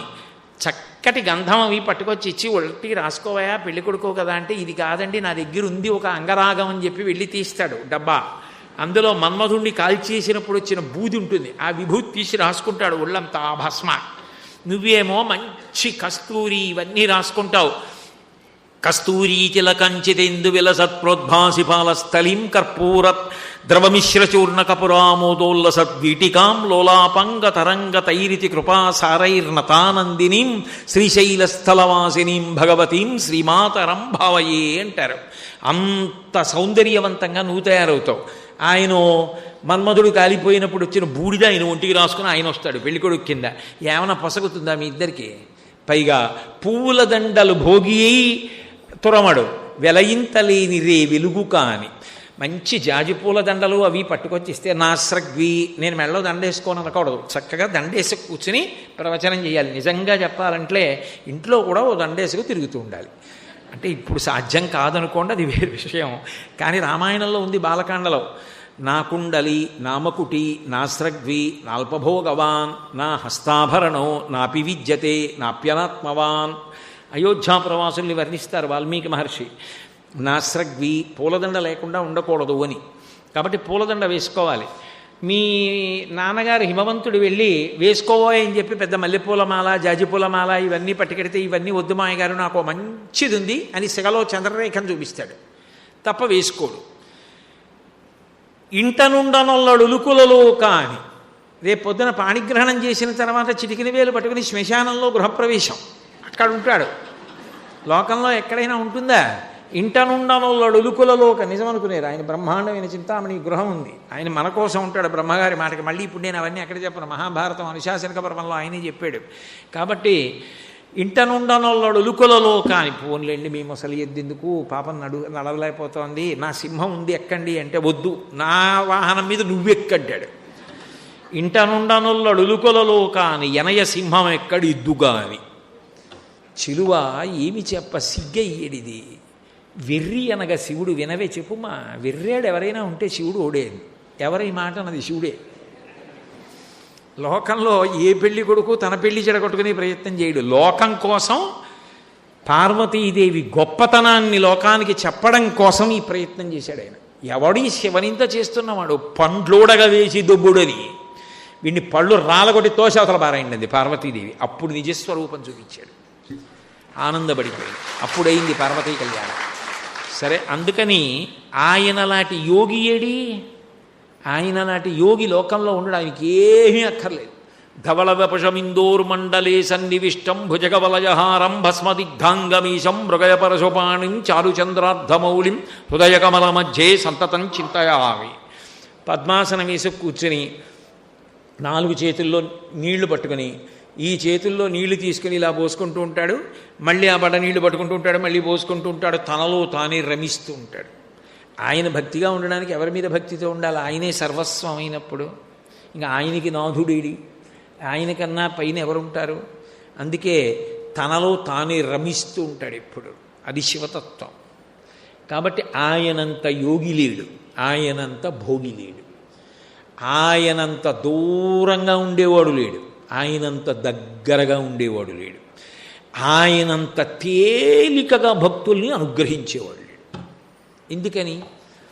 మనసెరిగి చిరునవ్వుతో ఇచ్చేస్తాడు. కలియుగ ప్రారంభంలో అడిగారట, కలి యొక్క ఉద్ధతి ఎక్కువగా ఉంటుంది కదా, చాలా పాపకర్మలు చెయ్యాలన్న అనురక్తి ఉంటుంది తప్ప పుణ్యకర్మలు చెయ్యాలనేటటువంటి ఉత్సాహం ఉండదు కదా స్వామి, అందుకని మేము తేలికగా తరించడానికి మాకు ఏదైనా మార్గం చెప్పరా అని అడిగారు. అడిగితే ఆయన అన్నాడు, మీకు అందరికీ మోక్షం కావాలని కదా తాపత్రయం, సరే నేను ఒక మాట చెప్తాను చెయ్యండి అన్నాడు. దర్శనాత్ అభ్రథసి, చిదంబరంలో ఎలా దర్శనం చేయాలో అలా చేయండి, మోక్షం ఇచ్చేస్తానన్నాడు. చిదంబరంలో దర్శనం అంటే శివలింగం ఏమి ఉండదు, ఓ గది ముందు నించుంటే గోడకి కన్నాళ్ళ ఉంటుందో తెర తీస్తారు, ఎదురుకుండా గోడకి మారేడు దళాలు వేసి ఉంటాయి, వేసేస్తారు. కొంతమంది గడుసు వాళ్ళు ఉన్నారనుకోండి, ఏమిటే నాకేం కనపడలేదండి, కనపడలేదు, అయ్యో అదేంటి శివలింగం ఉంది కదా అంటారు. అబద్ధం అది, అక్కడ ఏమి ఉండదు. నేనే చూసా కొంతమంది అలా చెప్పేస్తుంటే, అయ్యయ్యో ఇంత సాధ్యమా అనుకున్నాను. అంటే ఏమో వాళ్ళు మహాజ్ఞానులేమో, దూర్జడికి కనబడ్డట్టు ఉదయగ్రామము పానవట్టము అభిషేకోద ప్రవాహంబు ఆర్ధి అని మరి బ్రహ్మాండం అంతా శివలింగంలా కనబడుతోందో, నేను ఎందుకు తక్కువ మాట్లాడాలి? కాబట్టి అక్కడ ఏమీ ఉండదు. అంటే అనంతం, ఆయన కానిది లేదు. అగ్నిముఖంబు పరాపరాత్మకమాత్మ కాలంబు గతి రత్నగర్భ పదము శ్వశనంబు నీ యూర్పు రసన జలీషుండు దిశలు కర్ణంబులు దివము నాభి సూర్యుండు కన్నులు శుక్లంబు సలిలంబు జఠరంబు జలధులు చదలు శరము సర్వౌషధులు రోమచయము శల్యంబులద్రులు మానసమృతకొరండు చందములు ధాతువులు ధర్మసమితి హృదయము ఆస్యపంచకముపనిషదాహ్వయంబు అయిన నీరూపు సరసత్వమై శివాఖ్యయై స్వయంజ్యోతియై ఒప్పు ఆద్యముగుచ్చు. యావత్ బ్రహ్మాండమంతా నిండిపోయి ఉంటాడు. అదిగో ఆ తత్వం కింద ఆకాశస్వరూపుడుగా అంతటా నిండిపోయిన వాడిగా అక్కడ జ్ఞానంతో చూడగలిగితే చిదంబర రహస్యం. అది చిదంబర రహస్యం అంటూ ఉంటారు. అందుకని చిత్ అంబరం ఏదో భయంతి త్వాం ధన్యా కతిచన చిదానందలహరి అంటారు సౌందర్యలహరిలో శంకరాచార్యులు వారు. అమ్మాయి ఎక్కడో ఎవరు ఒక్కడమ్మా నిన్ను అలా తెలుసుకుంటున్నాడు అంటారు. అలా చూడగలిగిన వాడు ఎక్కడో కోటాను కోట్లలో ఒకడు జ్ఞానంతో చూస్తాడు. స్వామి నువ్వు మమ్మల్ని మోహబెడుతున్నావు, చిదంబరం వెళ్ళి చూడమా, మాకేమర్థం అవుతుందని చూడడం ఈ తత్వం అంతా. ఇంకొక మాట చెప్పండి, దర్శనాదభ్రసరసి, మాకు సాధ్యం కాదు. ఇంకొక మాట ఏమైనా చెప్పండి, అనుగ్రహించండి. సరే, జననాత్ కమలాలయే, తిరువారూరులో పుట్టండి, మోక్షం ఇచ్చేస్తాను. ఇది మరీ అన్యాయం. నేను మా అమ్మ కడుపులో ఉంటాను, మా అమ్మ నన్ను ఎక్కడ కంటుందో నాకు తెలుసా? మా అమ్మ తిరువారూరులో కంటుందో, లేకపోతే తాయారుపేటలో కంటుందో, ఏలూరులో కంటుందో, జాలిపూడిలో కంటుందో, విశాఖపట్నంలో కంటుందో, కాకినాడలో కంటుందో నాకేం తెలుసు? అప్పటికి మా అమ్మ పుట్టింటారు ఎక్కడ ఉంటారో అక్కడికి వెళ్తుంది. ఒకవేళ అది ఏ పల్లెటూరు అయి కవల పిల్లలు కడుపులో ఉంటే మేనమామ గారు ఉన్న పెద్ద పట్టణంలో అవ్వచ్చు పురుడు. ఏం చెప్పగలం? అందుకని ఇదేం మాట స్వామి, నువ్వు కరుణామయుడవని నమ్ముకుని మేము వస్తే తిరువారూరులో పుట్టు ఇస్తానంటే ఏమిటి? నా వల్ల ఎలా సాధ్యం అవుతుంది? ఎక్కడున్నానో ఏం తెలుస్తుంది? ఆ కటిక చీకట్లో అమ్మ కడుపులో పడుకుని కుదరదు. ఇంకొక మాట చెప్పు. సరే, జననాత్ కమలాలయే, పుట్టడం నీ చేతిలో లేదు, చచ్చిపోతావని చెప్పించోట పోని. కాశ్యాంతో మరణాన్ముక్తి, బలవంతంగా చచ్చిపోవడం కాదు సుమా, సహజంగా నీ కర్తవ్యాలన్నీ అయిపోయాయి, కాశీ వెళ్ళుండిపో, ఇంకా నాకేం లేవు, నీ చేయవలసినవన్నీ చేసేసా, చెప్పులు ఇప్పేశా, ఇంకా నాకేం బెంగలేదు, మనవలు కొడుకు చూసుకుంటాడు, కోడలు చూసుకుంటుంది, ఎందుకు వచ్చింది, హాయిగా వెళ్ళి కాశీలో ఉంటా, ఎప్పుడప్పుడు ఊపిరైపోతుంది. ఏమవుతుంది కాశీ ఉంటే అంటే, రామకృష్ణ పరమహంస దివ్య దర్శనం చేశారు. కాశీపట్టణంలో ప్రాణోత్క్రమణమయ్యేటటువంటి సమయంలో మనుష్యులకు కాదు, సమస్త భూతములకు శివానుగ్రహం కలుగుతుంది. నమస్తారాయచ అని రుద్రాధ్యాయంలో ఆయనకి పేరు. ఆయన నామమే తారకనామం. ఆయనే సంసార సముద్రమును దాటిస్తాడు. అందుకని ఏం చేస్తాడు, ఆయన నామం ఆయనే ఉపదేశిస్తాడు. అది ఎలా అంటే, ఆ తల్లి పార్వతీదేవిట బయలుదేరి వచ్చి ప్రాణోత్క్రమణమైపోతున్నటువంటి వాడు ఇంకా ఊపిరందక కొట్టుకుంటున్నటువంటి సమయంలో పాలిండ్లు కదలంగ పసిడిపయ్యదవీచు అచలాధిపుని కూర్మి ఆడుబిడ్డ తుత్కారమునరించి తొండంబు ముక్కున శిఖరారావంబు జిలుకు డుంఠి ప్రథమోత్తముండు భృంగి భయరక్షణార్థంబు పాలాగ్రమున తీర్చు భసితరేఖ ప్రత్యక్షమై వచ్చి భాగీరథీ గంగ మృదులహస్తము సాచి నేను నివురు దక్షిణశ్రుతి మీదుగా ధాత్రి త్రిళ్ళి పెద్ద నిద్రకు మాగన్ను పెట్టువేళ పంచజనులకు తారక బ్రహ్మ విద్య అభవుడుపదేశమురరించునప్పుడు కాశీ. కాశీపట్టణం అంటే ఆయనకి అంత ఇష్టం. ఆయనే చెప్పుకున్నాడు పార్వతీదేవితో, మనం ఎన్నడూ ఈ కాశీని విడిచిపెట్టి ఉండం, మన చేత అవిముక్తమయ్యుంట ముగ్ధాక్షి ఇది అవిముక్తమయ్యే మనకు ఆనందింబును నరించుకావున ఆనంద విపినాభిధానమయ్యే మహాశ్మశాన భూముల సంవసింతునేగాన నేనుంట ఇది మహాశ్మశానమయ్యే నూరంత ప్రొద్దున నుండు రుద్రుండరీగాన రుద్రగేహాఖ్యయ్యే అసియు వరుణయు కూడి అక్షర సరవితో వారణాసియన్ సంజ్ఞయయ్యే గాశ్రుదీప్తాయనంగ విఖ్యాతమైన ధాతువున కాశీ అయ్యే భూతలంబునందు అని చెప్పాడు. కాశీ నిత్య నివాసం, ఎప్పుడూ పార్వతీదేవితో శంకరుడు అక్కడ ఉంటాడు. అందుకని ఆ ప్రాణోత్క్రమణం అవుతూ చెమటలు పట్టేసి ఊపిరందక మనసు ఇంద్రియముల యొక్క శక్తులు వెనక్కి లాగేస్తుంది. కళ్ళు చూడవు, చెవులకి వినపడదు, ముక్కు వాసన చెప్పదు, ఊపిరందదు, చెమట. కొడుకేదో అంటూ ఉంటాడు, వినపడదు, పడుకోబెట్టేస్తుంటారు చాప మీద, బయట పడుకోబెట్టండి అంటారు, అదొక భయం.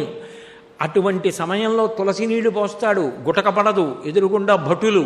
అంతటి భయంకర వేళ పాలిండ్లు కదలంగ పసిడిపయ్యదవీచు అచలాధిపుని కూర్మి ఆడుబిడ్డ. పార్వతీదేవి వచ్చి విసినికర్రతో కాదుట, తన పవిట కొంగుతో విసురుతుందిట. అమ్మవారిని చూస్తూ తన్మయత్వంతో జగదంబ మా అమ్మ శ్రీమాత అని శాంతి పొందుతట. అచలాధిపుని కూర్మి ఆడుబిడ్డ ధుత్కారమునరించి తొండంబు ముక్కున శిఖరారావంబు జిలుకు డుంఠి.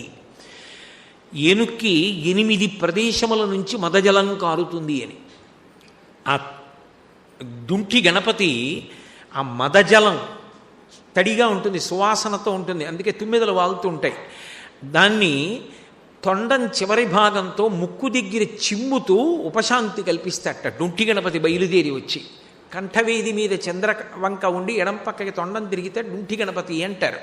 కాశీపట్టణంలో ఉంటాడు అని వచ్చి ఆయన ధుత్కారమునరించి తొండంబు ముక్కున శిఖరారావంబు జిలుకు డుంఠి ప్రథమోత్తముండు భృంగి భయరక్షణార్థంబు పాలాగ్రమున తీర్చు భసితరేఖ.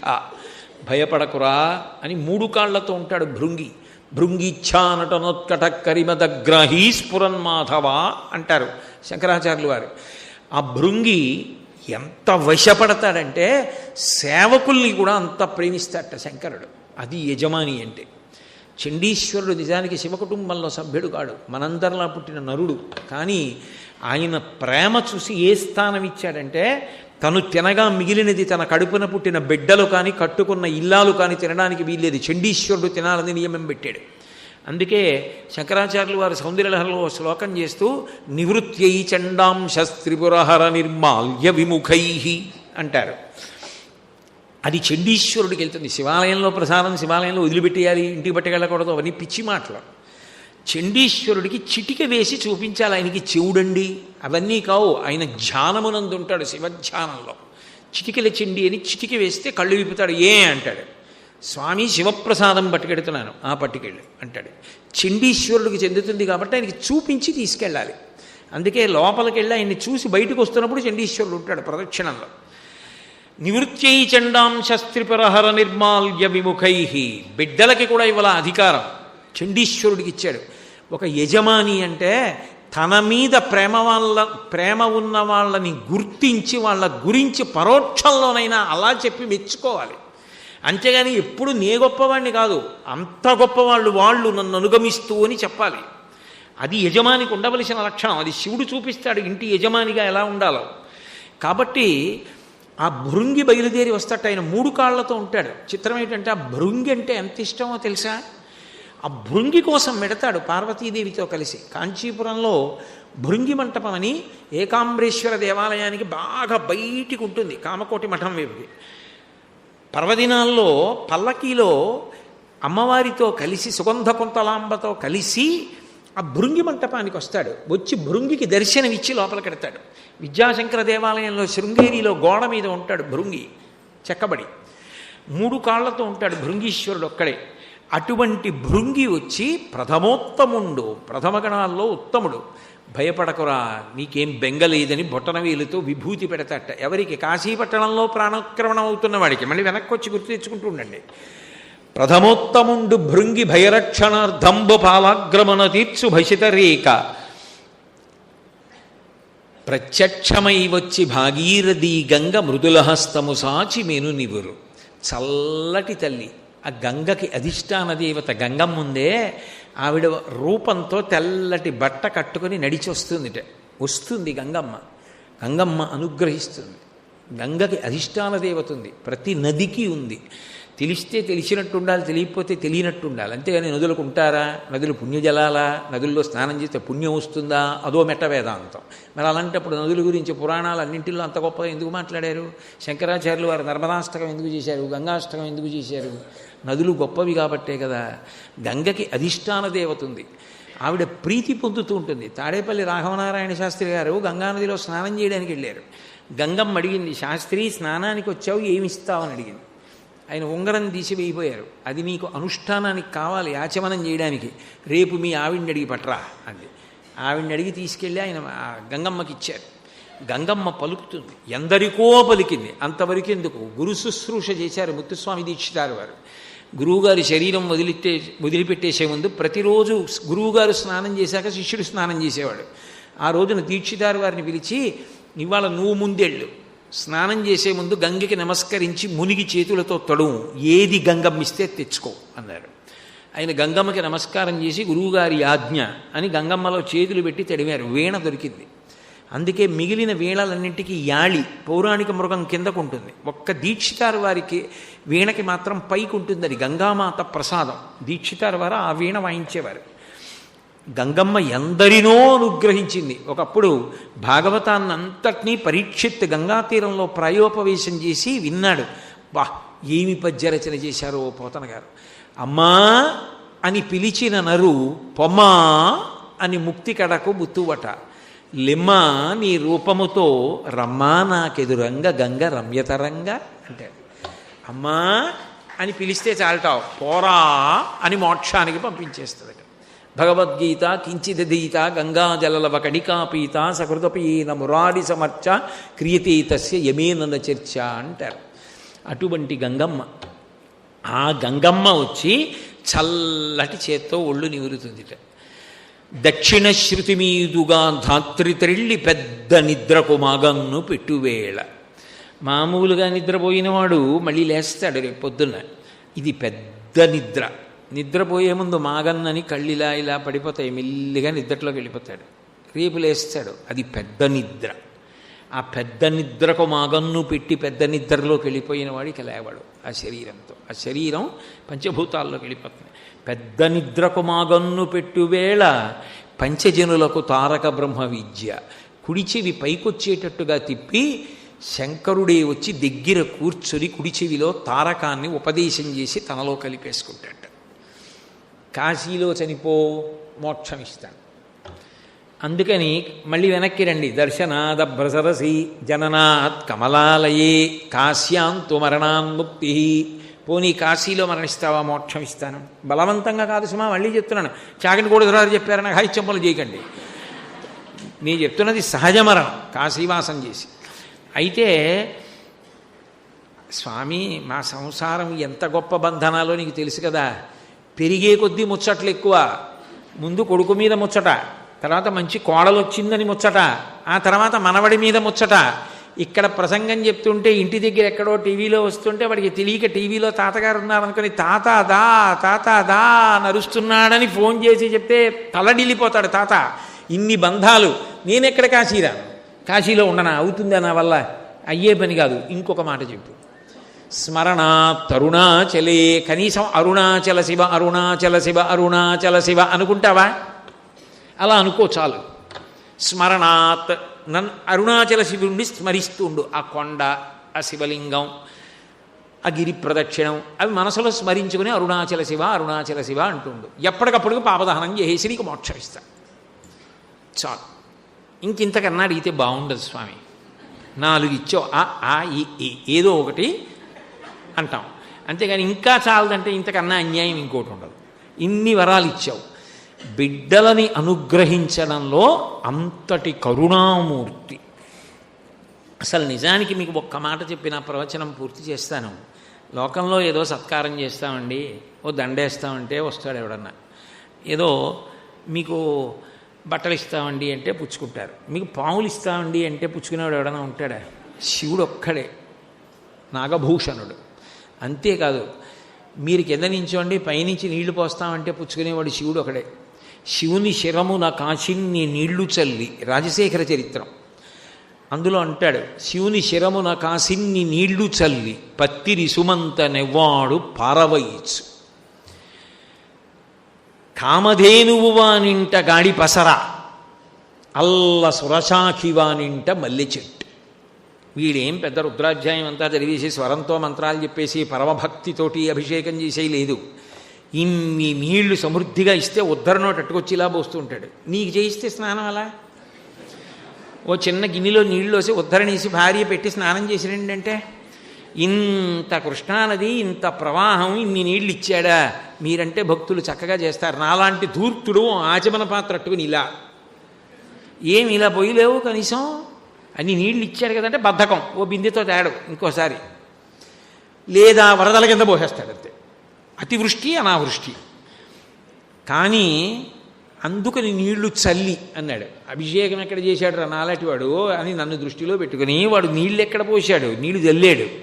పోనీ పత్రి మనస్ఫూర్తిగా ఓం నిధనపతయే నమః అని ఇలా వేశాడా? ఇలా చల్లేయడమే. పత్తిరి సుమంత నెవ్వాడు పారవయిచ్చు, పారేశాడంతే ఆయన మీద.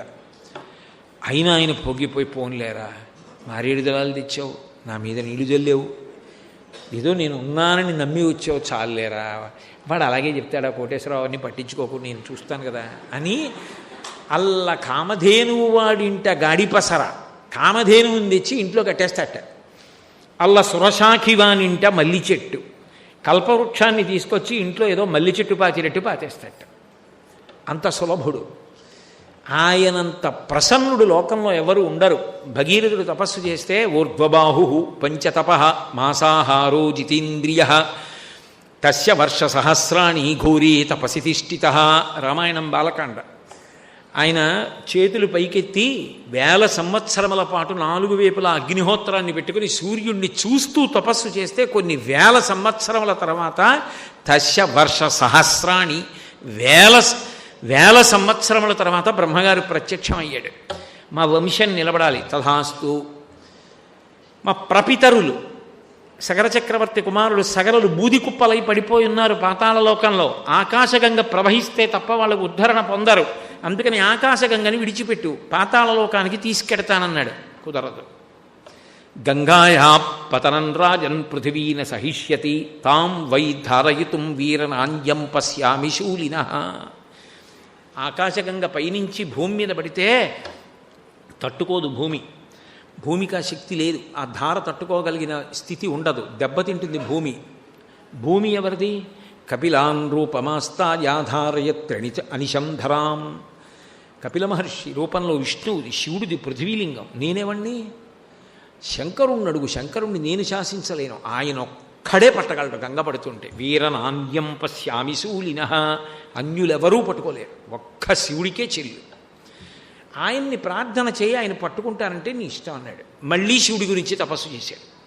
చిత్రం ఏమిటంటే ఇంత పెద్ద తపస్సు అక్కర్లేకపోయింది. ప్రత్యక్షం అవుతూనే ప్రీతస్తేహం నరశ్రేష్టా కరిష్యామి తవా ప్రియం శిరసా ధారయిష్యామి, నేను వచ్చి ఆ గంగమ్మని పట్టుకుంటాను పద అని వచ్చి హిమవత్ పర్వతంలో నిలబడి కాళ్ళు రెండు దూరంగా పెట్టి పాండురంగంలాగా నడుం మీద రెండు చేతులు వేసి ఆకాశం వంక చూస్తూ వదిలిపెట్టమన్నాడు గంగని. ఆ పైనుంచి పడుతోంది. సాక తంచన్మహింగంతుం నశక్నోద్యత్నమాస్థిత నైవ నిర్గమనం లేభే జటామండలబోహిత అంటారు మహర్షి. అహంకరించింది. ఏమిటో పెద్ద డాబుగా నిలబడ్డాడు, ఈడ్చి అవతల పారేస్తాను. పావులతో రాక్షసులతో మొసళ్లతో పడుతున్నప్పుడు శంకరుణ్ణి పెద్ద పట్టుకుంటానంటున్నాడు, ఈడ్చి పాతాళానికి తీసుకెళ్తా అప్పుడు తెలుస్తుంది గంగంటే అనుకుంది. అందరి మనసులలోది తెలుసుకోలేడు. ఓ గంగ అహంకరిస్తోందనుకున్నాడు. జుత్తుముడితో కట్టేశాడు, జటాజూటం పెంచాడు. ఎన్ని వందల సంవత్సరములు పడినా అలాగే ఉంది, చుక్క కిందకి జారలేదు. ఎదురుగుండా నిలబడి చూస్తున్నాడు భగీరథుడు, ఎప్పుడు వస్తుందా అని. ఏది చుక్క రాదు, ఆయన అలా ఉన్నాడు, ఆవిడ పడుతూనే ఉంది, ఆ జటాజూటంలో తిరుగుతూనే ఉంది. శివ ఆవిడ అహంకారం బాగుంది, మీరు కట్టేయడం బాగుంది, నా పరిస్థితి ఏమిటన్నాడు. ఇప్పుడు వదిలిపెడుతున్నానన్నాడు. అంత నీరు ఒక్కసారి వదిలేడు. వదిలిపెట్టేటప్పటికీ నళిని హ్లాదిని పావని తూర్పు దిక్కుకు వెళ్ళాయి, సీత సింధువు సుచక్షు పశ్చిమ దిక్కుకు వెళ్ళాయి. యతో భగీరథో రాజా తతో గంగా యశస్విని జగామ సరితా శ్రేష్ఠ సర్వపాప ప్రణాశిని. ఎటువైపు భగీరథుడు రథం మీద వెళ్ళిపోతున్నాడో అటువైపు ఏడో పాయ వెళ్ళింది. భగీరథుడి వెంట వెళ్ళింది కాబట్టి భాగీరథి అని పేరు వచ్చింది. ఆవిడ వెళ్ళిపోతుంటే ఆ తీవ్రమైన వేగంతో వెళ్ళిపోతున్నప్పుడు అందులో ఏం మామూలుగా పడిందా? రంగతుంగతరంగ సంఘములతో రంజిల్లు ఘోషంబుతో బంగారంబగు పొంగుతో నురగతో పువ్వాట తుంపర్లతో భంగుల్ సల్పుచు జంగలించుతను అభో భాగము నుండి జారన్ గంగమ్మను దల్చితే శరమునన్ రంజిల్లుతున్ శంకర. ఆయనకే చెల్లింది, వదిలేడు. అలా వెళ్ళిపోతూ జన్ను మహర్షి యజ్ఞమాటాన్ని ముంచెత్తేసింది. నా యజ్ఞమాటాన్ని ముంచెత్తుతావా అని కోపం వచ్చి ఋషి శక్తి ఒక్కసారి తాగేశాడు. చుక్క నీరు లేదు వెనక్కి తిరిగి చూస్తే. మళ్ళీ జహ్ను మహర్షిని ప్రార్థించాడు భగీరథుడు, కుడి చెవిలోంచి వదిలేశాడు. జాహ్నవి అయింది. ఆఖరికి పాతాళ లోకానికి తీసుకెళ్ళాడు. ఆ బూది కుప్పల నుంచి ప్రవహిస్తే ఆ ప్రపితరులందరూ కూడా మళ్ళీ స్వర్గలోకానికి వెళ్ళిపోయారు. ఆకాశగంగ మందాకిని, భూమి మీద భాగీరథి, పాతాళలోకంలో భోగవతి, మూడుగా ప్రవహించింది కాబట్టి త్రిపథగా. యశృణోచిత కాకుచ్ఛ, ఎవరైతే ఈ గంగావతరణాన్ని లఘువుగానైనా విన్నా కూడా సర్వే పాపాహ ప్రణశ్యంతి, గంగావతరణం గురించి ఒక్క మాట వింటే వాళ్ళ పాపాలు పోయాయి అన్నారు వాల్మీకి మహర్షి. అసలు ఫలశ్రుతి చెప్పరు. అందున ఇంత గొప్ప ప్రాంగణం, శంకరాచార్యుల వారి స్పర్శ కలిగినటువంటి ప్రాంగణం. ఎందుకనంటే శివుడి మీద పడుతున్నప్పుడు అహంకారంతో పడింది. అదే శివుడు శంకరాచార్యుల వారిగా వచ్చాడు. నమఃకపర్దిరీచ వ్యుక్త కేశాయ చ, పెద్ద జటాజూటంతో ఉంటే శివుడు, బోడిగుండుతో ఉంటే శంకరాచార్యుల వారు. శంకరాచార్యుల వారిగా వచ్చి గంగానది స్నానానికి ఎడుతున్నారు కాశీలో. స్వామి, ఆ రోజున నీ మీద పడుతున్నప్పుడు తెలియక అహంకారంతో పడ్డాను, ఇవాళ మీరు వస్తుంటే ఎప్పుడెప్పుడు మీ కాళ్ళు కడుగుతానా అని ఎదురు చూస్తున్నానని తరంగములు ముందుకొచ్చి శంకరాచార్యులు వారి పాదాలు కడిగేయటాయి. అటువంటి గంగ.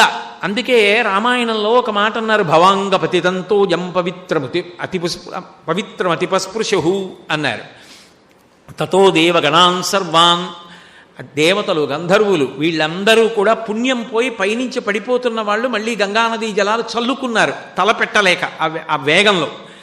చల్లుకున్నంత మాత్రం చేత పాపాలు పోయి మళ్ళీ పుణ్యాలు వచ్చి మళ్ళీ స్వర్గలోకానికి వెళ్ళిపోయారు. అసలు ఆ గంగావతరణ ఒక విచిత్రం, చదువుతుంటే ఒళ్ళు గగురు పొడుస్తుంది. బాలకాండ అంత అద్భుతంగా వర్ణించారు మహర్షి.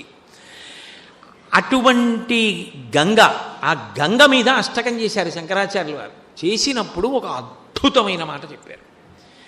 మృత్యువు గురించి బెంగపెట్టుకోవద్దు, ఆ విషయాన్ని గంగమ్మకు వదిలి అన్నారు. ఎందుకనంటే ఆయన మరి లోకానికి ఆ ఉపదేశం ఎందుకు చేశారో తెలియదు. నేను ఎప్పుడు కాశీ వెళ్ళినా కాశీ ఒడ్డున కాశీలో గంగ ఒడ్డున చెప్పే మొట్టమొదటి శ్లోకం ఇదే. నిజంగా చెప్పాలి అంటే ఒక రోజు మొత్తం మీద ఎప్పుడో అప్పుడు గంగమ్మని గుర్తు తెచ్చుకుని ఈ శ్లోకం చెప్పుకుంటూ ఉంటాను. అందులో మాతాజాహ్నవి శంభు సంగమిళితే మౌళౌ నిధాయ అంజలిం త్వత్తీరే వపుషోవసాన సమయే నారాయణం హృద్వయం సానందం స్మరతో భవిష్యతి మమ ప్రాణ ప్రయాణోత్సవే భూయాద్భక్తిరవిచ్యుతా హరిహరద్వైతాత్మిక శాశ్వతి. శంకరులు బలమైన కారణం లేకుండా ఏది చెప్పరు. గంగవంక చూసి ఒక మాట చెప్పు అన్నారు. గుంటూరులో మీ అందరి అదృష్టం ఏమిటంటే